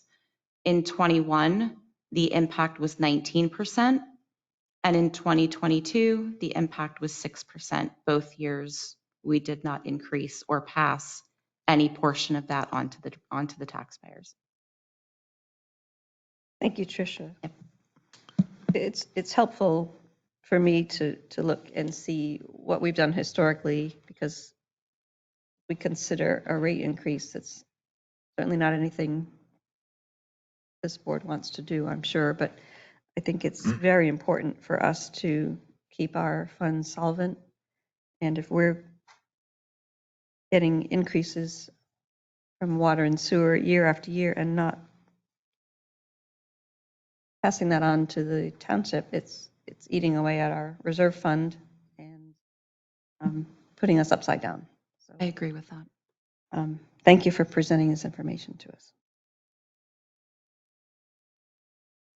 Any other comments at this time? I agree with Commissioner Kelly. In short, each fund must remain solvent. So my question is, I see the recommendation and it's highlighted on the page. Which one are you talking about? Right now, I'm talking about water. Okay. So the 11% on water. So again, incredible work to summarize this table, right? To give all this data, which I believe Herb's the origin of this, which you're known for, right? I worked with Christian Blahnik on it directly, yes. Okay. So the question is, why did you land on scenario 2, 11%? How does that get the job done? Or why was that specific option chosen to get the job done? Myself and Tom discussed this lengthy in his office about how we could do this to help offset costs to the residents. In 2023 and in 2024, besides the LCA water main replacement that we have to pay per the agreement, we are going to have no capital projects.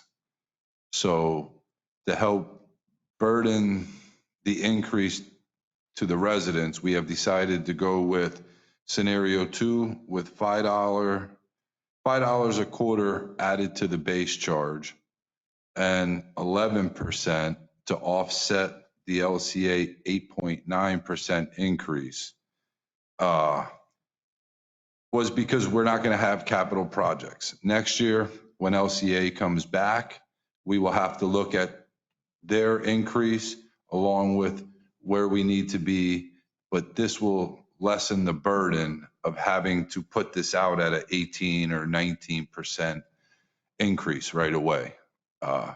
This will still help us to put everything in line with what we plan to do next year again, but this will help ease the burden on the residents with having to look at sewer increase also. Okay, thank you so much.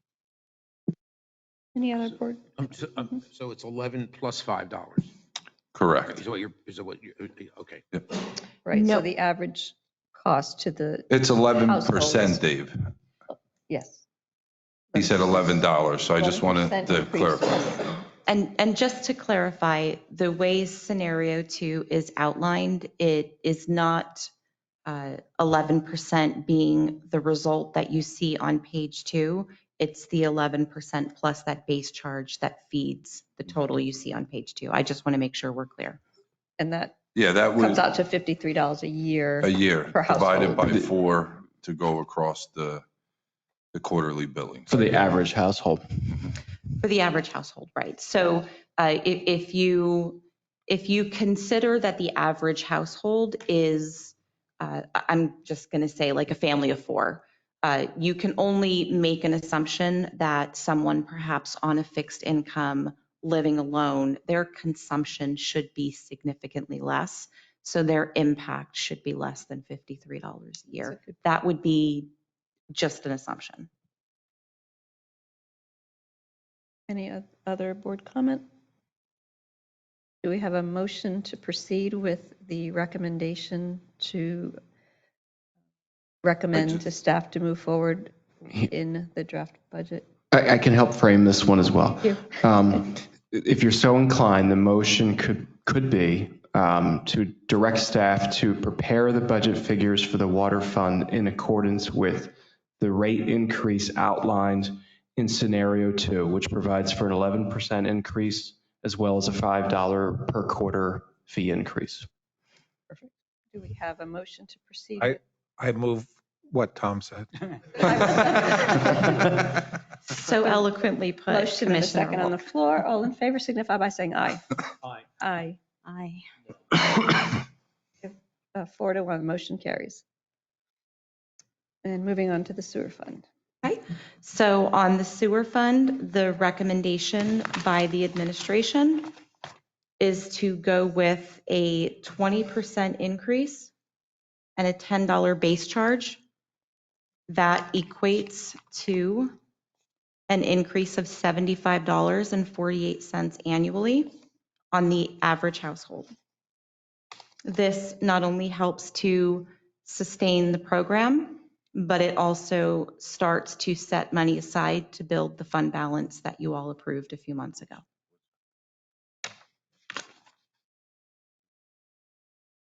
There's 2 options here for sewer. The 12% increase with the $10 base charge will just eliminate the deficit on the sewer side. If you go with the 20% and the $10 base charge, that will actually give us a little bit to put towards the fund balance to help us get to that $10 million goal. Thank you for clarifying. And the difference between those 2 scenarios, option 1 is $75 a year, and option 2, which would only cover our increase, is $61. So it's a $14 difference between those 2 per year. Per Annually, household yes. And average household. Just a quick comment. I think it should be pointed out that at the proposed budget of 2023, we've received, there's a $502,000 deficit. Correct. In the sewer fund. Yep, in the sewer fund. Correct. At the workshop meeting on Monday. Right, I'm just Yes. pointing that Yes. out for the record, as it is a deficit. And then to go back to your earlier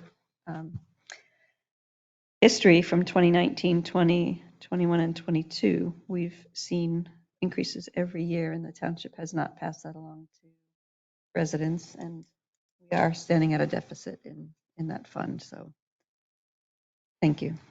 Any board comment? Commissioner Yeah, thank you, Commissioner Kelly. I just want to make a clarification on the clarification, if I'm correct. So the deficit that we're talking about $500,000, is a deficit as defined by or required by the newly enacted fund balance policy.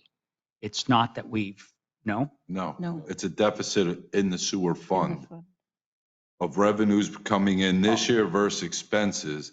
There's a $502,464 deficit. Which is being covered currently by carry forward funds.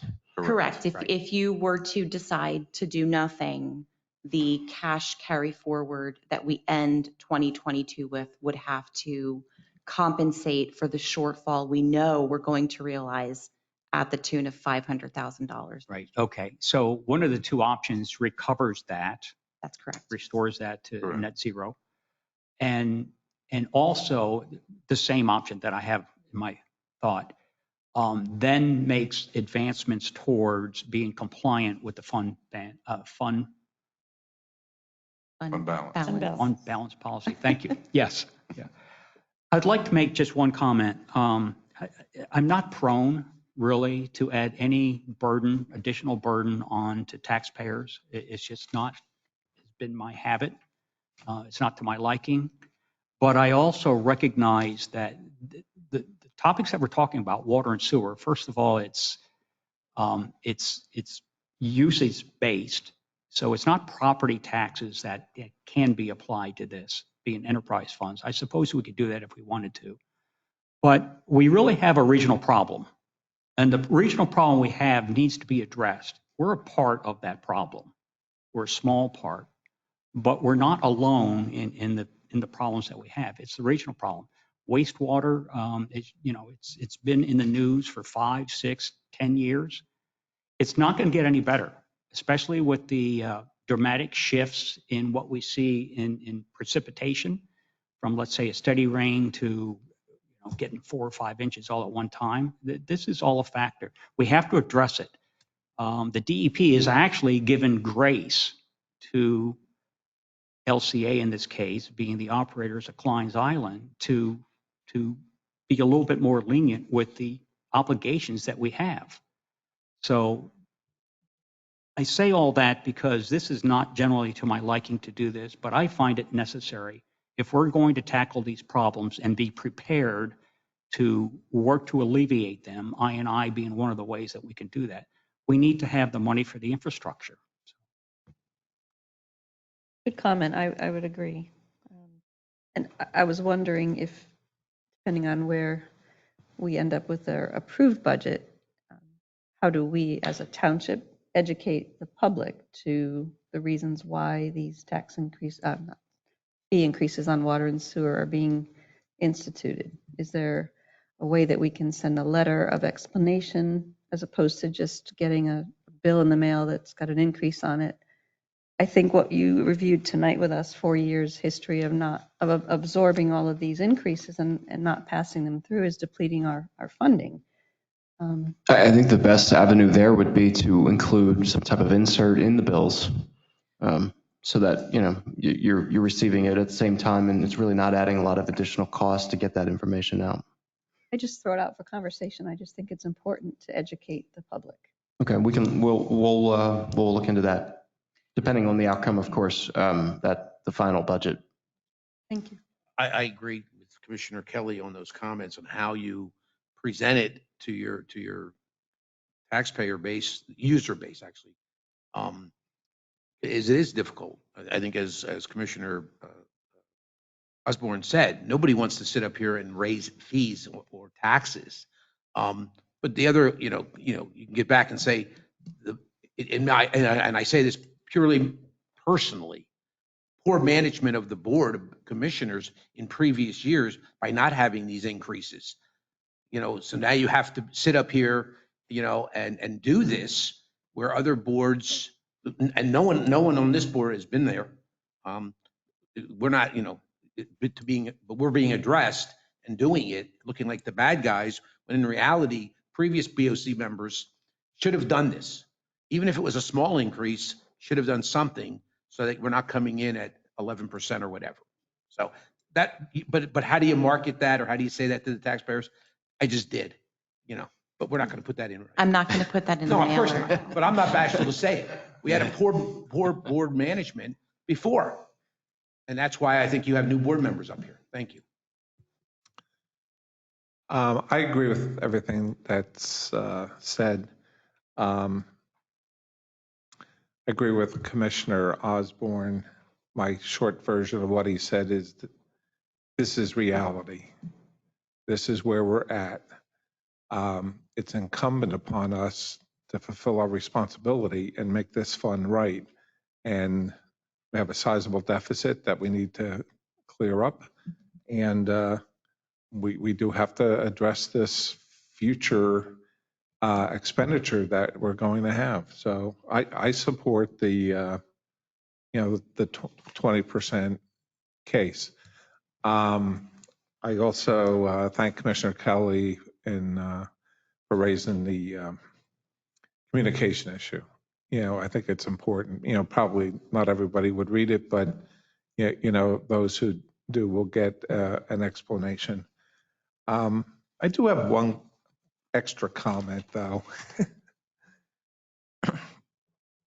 It's easy to look at these numbers and second guess or blame past boards.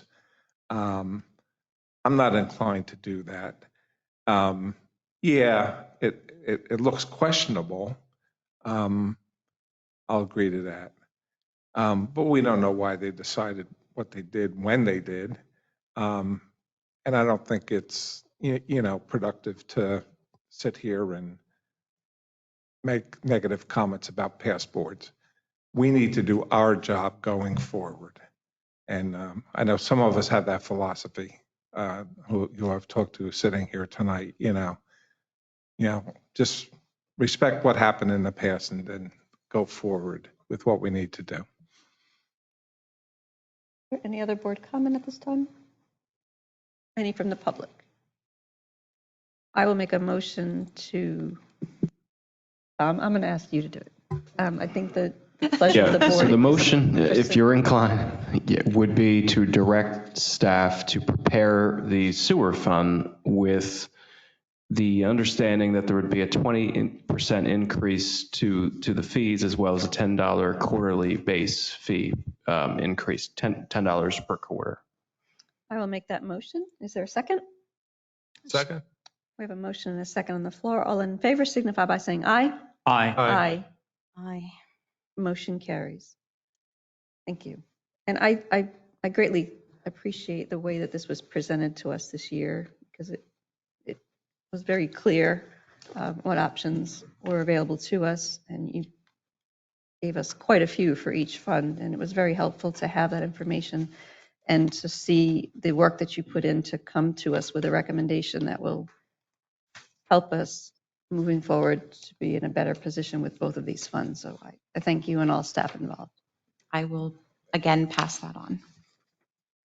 So the next item for consideration, or I think this was just information, was the refuse fund. We talked about those figures on Monday as well. There was one piece of revenue that was missing from the revenue picture that we presented to you, and that was the grant revenue that we expect to receive in 2023. So we did reach out to Huff, I think it's Huff Associates. Yes, Huff Associates, as they are the company that applies for that annual grant. And it was told to us that the amount we can expect to receive next year is $89,768, of which we'll pay a fee of approximately $11,042. So that changes the revenue picture to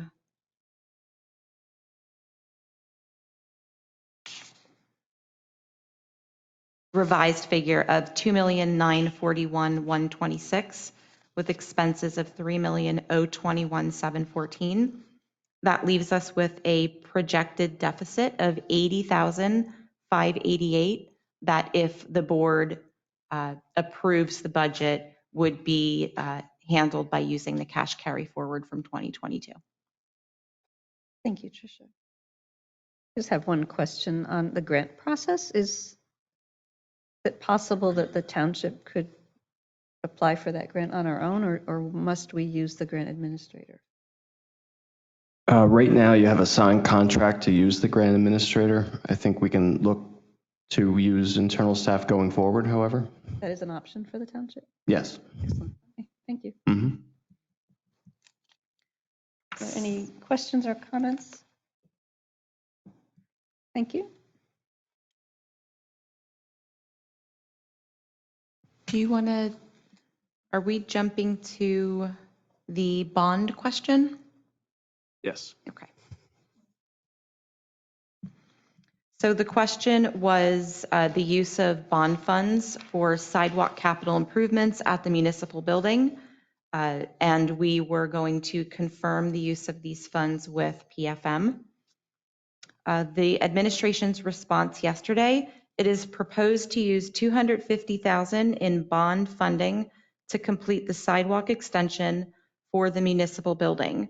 It's recommended due to the fact that the township needs to utilize 85% of the bond amount within 3 years for capital projects. The sidewalk project will communicate to residents and business owners that the township is following through on its own sidewalk deferrals when calling on sidewalk deferrals for others. Thank you. Comments on this item? I just have one question. It sounds like a good idea, but I have to ask, what were the 1, 2, or 3 other projects that were considered that were not selected? Well, originally, all that money was slated to go to Ware's Dam. That came in significantly under budget. And that's why I believe if we are going to call deferrals in, I know as a township, we never went the route of getting a deferral. So we don't have a deferral on this building for the renovation. But if we are going to ask other residents, business owners here to put their sidewalks in, I am a firm believer we should have our own sidewalk in. So that's why I have come up with that proposal when I was interim township manager to follow through with those funds to put the sidewalk in out front. And just with regards to that project, the 309 Betterment project is making improvements to the intersection at Walbert and 309. And during meetings with the project manager for that project, we talked about extending sidewalk along that piece to connect to our sidewalk, which we don't have it, but they basically said, if you have the sidewalk, we'll connect to it. And we also have been in conversations with Lanta to discuss the location of their stop and where the best place for that location is as well. Excellent. So moving down from our building, is there sidewalk in front of the library? No, that would be for us to complete also. That's our property. Yes. And then the next parcel is Zader's, and he does and have they do full have, so it would sidewalk. connect correct. us down to, And he didn't get To a Ridgeview deferral. and Walbert, yes. so once the 309. It'll be completed all the way from Ridgeview, all the way down to 309, correct. Excellent. I would support this. I think that it would be a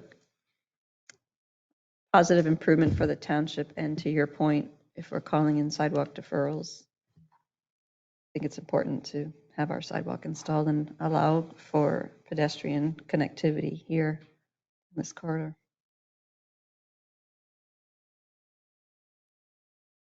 I need a motion, Tom. Yeah, I think the motion could be that you're directing staff to, again, proceed with the general fund budget and the debt service budget as though you are including the sidewalks as part of that process, with the understanding that PFM should also be notified as to how we're changing the use of the bond money. Well, I will make that motion. Second. Is there any board discussion? Any public discussion? All in favor signify by saying aye. Aye. Aye. Very good. Thank you. Okay, so next we'll talk about the capital projects that were presented to all of you during Monday's workshop. The capital projects are funded by a portion of the expected cash carry forward at the end of 2022. And on Monday, we discussed approximately $1.8 million in various capital improvement projects. So this is the opportunity for the board to, was 2.06? So I'm sorry, my correction, it was $2,060,000 of 2,006,000. I don't know what I'm doing anymore. Do you just want to give it? 2,006,000 of the expected cash carry forward at the end of 2022. So an opportunity for the board to just weigh in on any capital projects that they wanted to consider dropping from that list, or a recommendation for finance to proceed building the budget with the capital projects as presented to you on Monday. I have an overarching comment, which is the same point I brought up at the very beginning of the meeting on Monday. So I asked, what is the fund balance? And, to the best of everyone's ability, some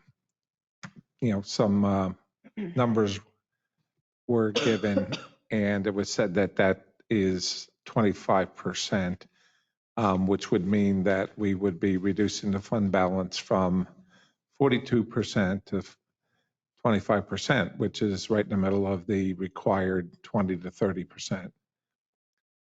That sounds all right.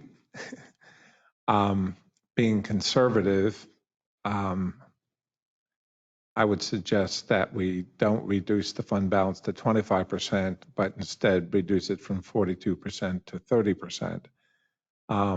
Just to be cautious as we, start to move in that downward direction. I have no idea what that does to the amount of money that would be used for capital projects. So the difference between 25% and 30%, 5% of 17 million is how much? So I think I can clarify this item. What we were doing was to not utilize the fund balance that we're using to pay the bills in the first 3 months of the year, essentially, before the tax revenue comes in. So I do believe the fund balance is closer to the 40% threshold. If you're applying that money, we internally, that's where there was a little bit of discrepancy. We internally were not trying to use that as part of the capital reserve recommendation. So we were on the front end being very conservative with the use of the funds. So that $2 million and change is actually not using the entire carry forward amounts, which I believe is closer to 7 million, correct? So right now, I'm sorry, yes, that's correct. Right now, the anticipated cash carry forward, again, these are estimates based on expense and revenue trends that we see typically the last 3 months of the year. The estimated cash carry forward in the general fund is expected to be $7,681,680. So of that, we would be looking to fund 2023 capital projects to the tune of $2,006,000. With all that. And I talked to Tom after the meeting on Monday. I realize, as this is a work in progress, a lot of these numbers, there's moving parts. With these capital projects, which I support whatever you want to do. What do you anticipate the fund balance would be?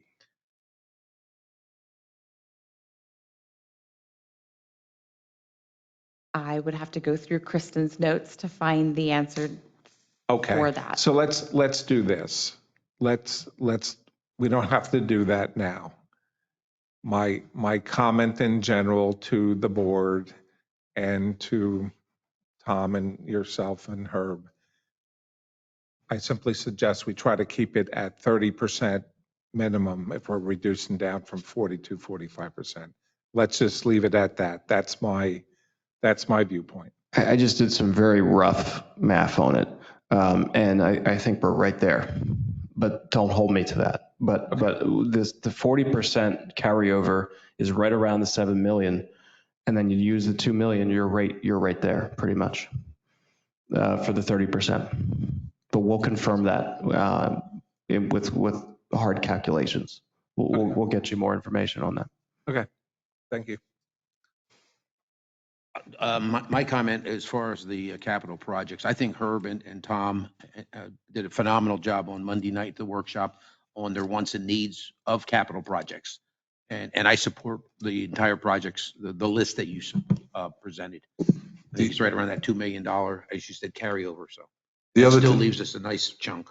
The other thing we have to take into account, Mike, is the PW vehicles has a grant submitted. That money might not have to be used. Same thing for the PD vehicles.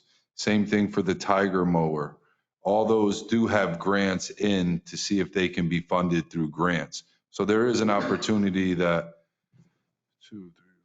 over $500,000 would not be spent in the capital projects if we were to get all the grants. Which gives you that greater cushion that you're looking for. Okay. Any other comments on the capital projects? Okay, Tom, can you help us with a motion? I think, yeah, the motion would be to keep the proposed capital projects as submitted by the administrative staff, with the understanding that if it exceeds the 30% threshold, to adjust accordingly. Does that make sense to everyone? Mm-hmm. Tricia and Herb, are you okay with the 30%? Yeah, I'll make that motion. We have a motion and a second on the floor. All in favor signify by saying aye. Aye. Aye. And that wraps up our budget. Are we done? I did want to circle back with the emergency management coordinator position. I think at this point, what staff was unclear on, basically, it's our recommendation that if you were to adjust that compensation, you would need to do so via resolution. So I think at this point, we're just asking for clarification as to whether the amount should be adjusted, to compensate the emergency management coordinator a little bit more than what is currently being compensated, with the understanding it has not been adjusted since 2012. The other information, we were trying to do our due diligence and look at what other communities pay the emergency management coordinator, and it's kind of all over the place. Some pay close to what we pay, others pay a little more, others pay nothing. It's a volunteer position. But ultimately, I think the recommendation to the board is to do what you feel is right for South Whitehall. But with the understanding that you'd have to come back, even if we adjust the budget figure there, you'd have to then approve a resolution, I believe, to adjust that amount at a subsequent meeting. Very good. Well, I will recuse myself from any discussion or vote on this matter, as my husband is the emergency management coordinator. Yeah. So as Vice President, why don't you work on that, Tom, with Herb and come up with an idea of other municipalities so we know, and then see if we can have a resolution on that. Yep, will do. Thanks. Commissioner Kennedy, Tom. So tonight, I support that. I think having benchmark is good information for us to use as a basis anyway for our decision. At the same time, we don't need to be followers. But the direction, are you looking for direction tonight that the board is supportive of taking that line item up to a certain amount? The resolution then would define what that amount is. I think that would be appropriate because I believe the budget as proposed could well absorb the kind of figures we're talking about. Okay. And that way it gives you flexibility later as opposed to having to change it, with an act of legislation within the budget process. So that would be my recommendation, but with the understanding that, you really do need to do it by resolution, I believe, since it's a form of a stipend. And even if it's not specifically required by resolution, which I think it might be, but even if it's not, it's probably a good practice to follow. No action necessary by the board tonight. Other than, could you give us direction to increase the line item for emergency management overall, not even talking about the compensation position, but just increasing the overall line item to 6,000? That kind of acts, I'm sorry, that's what I meant in my first question. Yeah, to allow us to create the draft budget with that 6,000, which also factors in $1,000 for supplies. And after your research, that number will be refined then as far as what ultimately may be used out of that line item. Correct. Okay. So with that, I would move to increase that line item for emergency. Is it too soon? No, I think Herb's saying the recommendation was 5 for the position, but I think the line item itself has $1,000 in there for supplies too. Yeah, so right. we're okay. And just so the board knows, I did bring this to the administration staff here that worked on putting this budget together. When I was with Public Works, I could call Jeff anytime, day or night. He is always there to help us and assist us with any emergencies. If we have radio issues, Jeff is always available. He works with us to keep our radios functioning correctly. In snowstorms, he opens up the EOC in case we need something. One time, as the Public Works manager, Arch Street Dam actually came over. We had to go to the evacuation plan while it was pouring down rain. Jeff was out there helping us to get these homes evacuated. That's why I have brought it to the attention. Jeff has always gone above and beyond for this township in that role. Yeah, with that, I kind of look at it, there's a few pieces, right? The job responsibilities are huge, right? The job impact on the community is incredible. And Jeff's job performance has been absolutely outstanding. So I think those are the drivers to increase the compensation. Yeah, check on the benchmarking. Make sure it's consistent, but I think there's drivers to increase it. Yeah, that gives us good direction. Yep. Thank you. Do we have to take a vote? I don't know that you voted, so yeah, if you could just, basically the direction would be, if you're inclined to have a motion to adjust the emergency management line item to 6,000 for purposes of the advertisement of the proposed budget. So moved. All in favor? Aye. Aye. One recusal. So at this point, Tricia and Tom and Herb, do you have all that you need from the board to move forward with the draft budget? And I believe so. And then what we'll do is come back November 2nd with the first reading. November 16th would be the second reading, and motion to advertise, I believe, or maybe we could even do motion to advertise at 11/2. Yeah, I mean, now that I have clear direction on, the prerogative of the commissioners, I'll start building the proposed budget, taking everything that we discussed tonight and on Monday into consideration. I'll put that together as quickly as the new program will allow me to. Very good. excellent. I want to comment one more time, not to be repetitive, but you have all made this process for us as commissioners. The information that was provided to us, the options, the clarity of the information was outstanding. The efficiencies that were looked for, the implementations of taking things in-house to save money. I'm just amazed at what you've all done in a short period of time. And I applaud you all, and please thank all of the supporting staff who were helpful.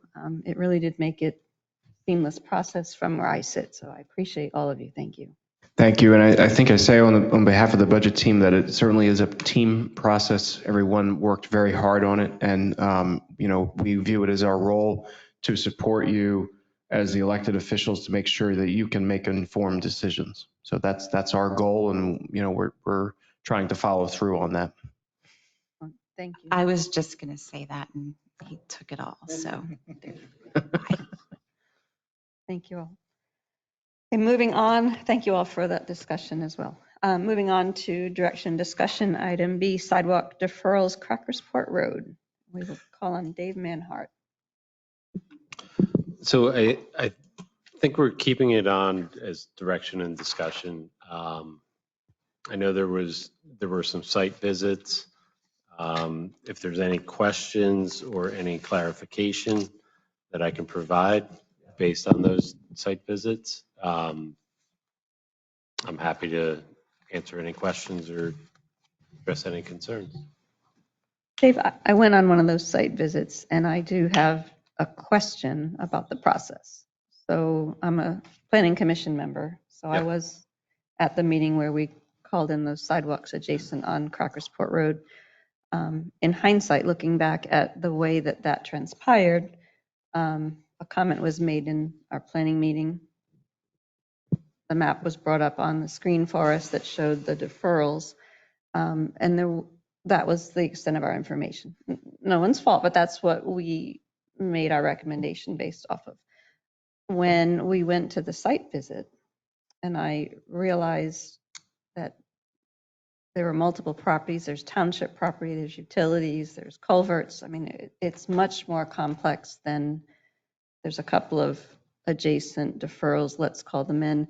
And I've been thinking about this since last week and wondering if there's another step that we need to add into this. So if planning does make that recommendation before it gets to the point where we're notifying landowners, we're calling in your deferral, that the township does some due diligence and some background work to present to us as the governing body to decide whether those are appropriate at that time. So one of the things that we've talked about and discussed internally, and that being the comp plan guy, I always go back to the comp plan. One of the recommendations in that plan is to do a multimodal study. So we'll be looking at sidewalk corridors, connectivity. So out of that plan will be generated priority corridors. So that may be a way to help us prioritize where deferrals make sense on a more holistic basis.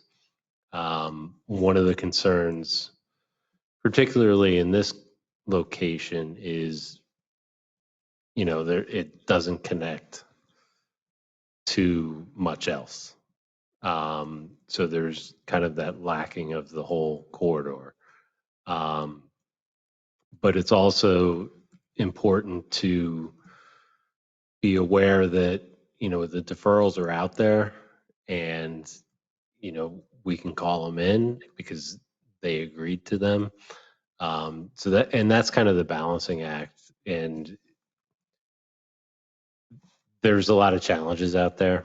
And a lot of those challenges would be on the engineering and design side, because in some of these land development projects, when they come in, it ranges from drawing the sidewalk on the plan to full design and full implementation. So there's, especially with some of these older ones, we're seeing that gamut. So it's difficult to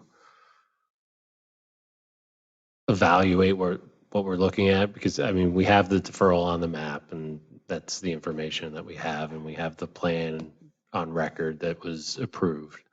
And then getting to that next step can be a very big step. Thank you. And I appreciate the step the township is considering to do a multimodal study for walkability, because that was the other thought that I had was, does the township have a ranking of areas that we do want to focus on to do call-ins? Not yet. And no, but if we're building into that direction, it makes sense to have a prioritized list of where it makes sense to have, because there's need for it as opposed to just a random call-in. Yeah, and the other piece of this is our first crack at it, and we're walking, and there's going to be growing pains. And it's certainly a lot better than what we had before when we didn't have any process or policy. And I kind of envision it as we're going to improve it as we go through it, and we'll get better and better at it.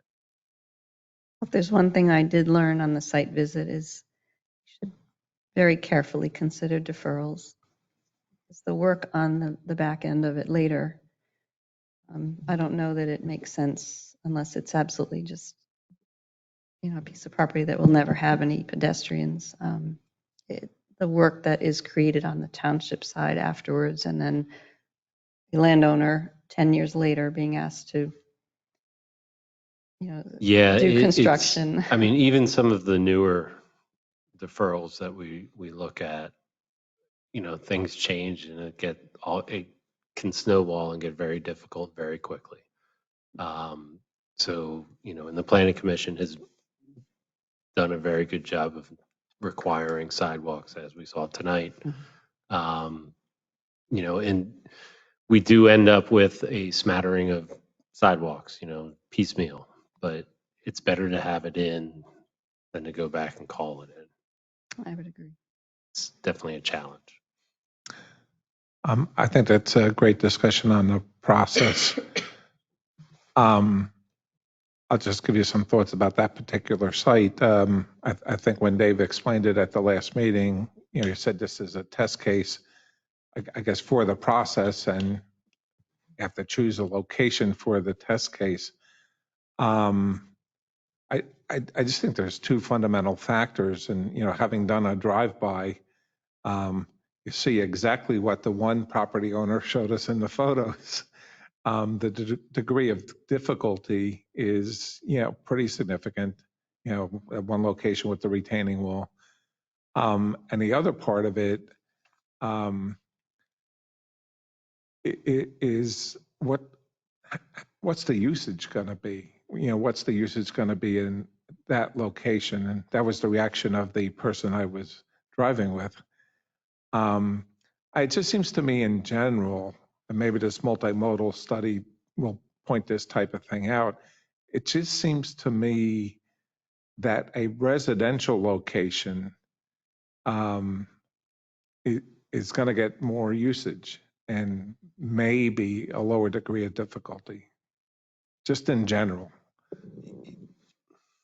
Yes and no. I mean, the residential locations, as far as sidewalks, typically are larger developments, although we've seen one just recently that was a 2-lot subdivision.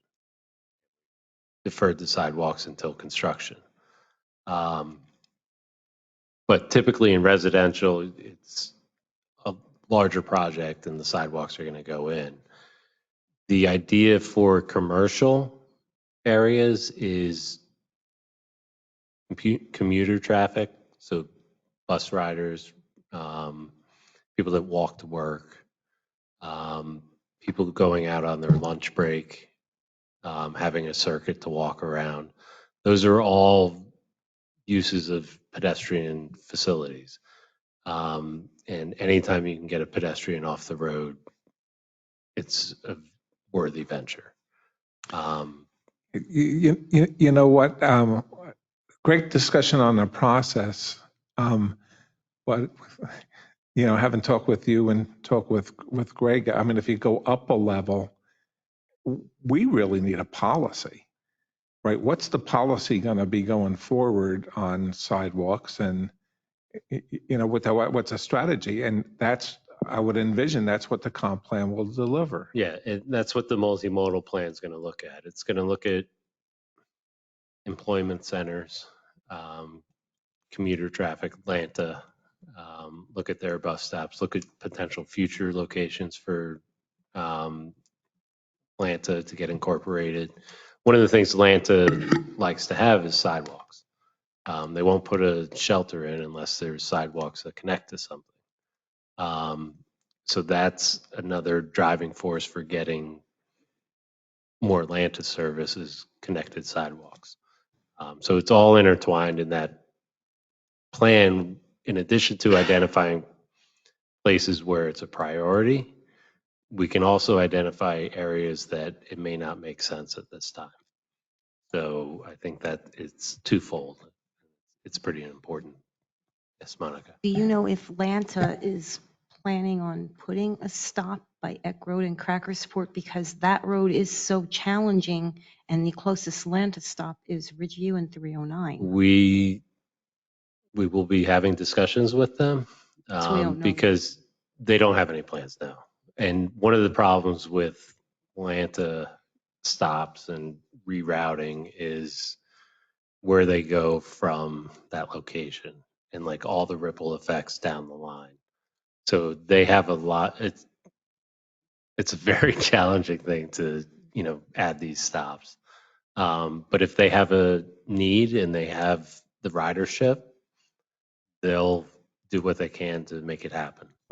And having the 3 warehouses and the new Chapman's warehouse are pretty big employment drivers, and may warrant the stops, and we'll have conversations with them. Any other board comment on this item? So I wonder if staff is looking for a decision tonight on whether we are agreeable or not on the sidewalk call-ins that we have on Crackersport. What are you looking for tonight? If the board's ready for that, that's fine. If you want more information or there's anything we can do to help inform your decision, we're happy to do that. The other piece of this is the first step in the policy and procedure is there was a request to make the call in. So that was from the Planning Commission. So that's really the driving force behind a call in is going to be there's some request. We're not going around seeing a deferral and, oh, let's call this one in. So there's always something to justify. And this is, the Planning Commission asked us to ask the board to call in the sidewalks, and that's what we're doing. So I'm ready to decide tonight. I don't know if the rest of the board is or isn't. And if we're not, then, we don't do it tonight, but I'm ready. I'm ready to decide tonight. I'll make a motion to, what's the motion? To not proceed with the call-ins on the Crackersport Road, given the lack of connectivity, roads to nowhere. I don't feel like we should move forward with this at this time. Second. Any other discussion? I would like, On Road. Yes, on these Correct. call-ins. Yes. Not just on that. No, call. this particular one. Correct. I'd like to add also another comment. I mean, having done the site visit along with Commissioner Hodges and Commissioner Kelly, to me, it's also a cost benefit. And it's obvious to me that the cost, wherever those costs lay, and some of them may lay on South Whitehall Township themselves, doesn't seem to be worth the benefit. It really doesn't. I can't square it in my mind. So I'll just stop there. I think in addition to the road goes to where and who's going to use that, I think another one is what is the cost of this particular project? And to me, I can't imagine it's reasonable, whoever that cost lays on. Okay, we have a motion and a second. All in favor signify by saying aye. Aye. Aye. Motion carries. Thank you. Moving on to agenda item 13, courtesy of the floor. If there's any member of the public who'd like to address the board on any non-agenda items. Okay, hearing and seeing none. Moving on to agenda item 14, we need a motion to authorize payment of invoices and disbursements. Do I hear said motion? I'll second it. All in favor? Aye. Signify by saying aye. Aye. Aye. Aye. Thank you. Motion carries. We have no executive session this evening. I needed a motion for adjournment. Second, all in favor? Aye. Aye. Thank you, everybody. Have a wonderful evening.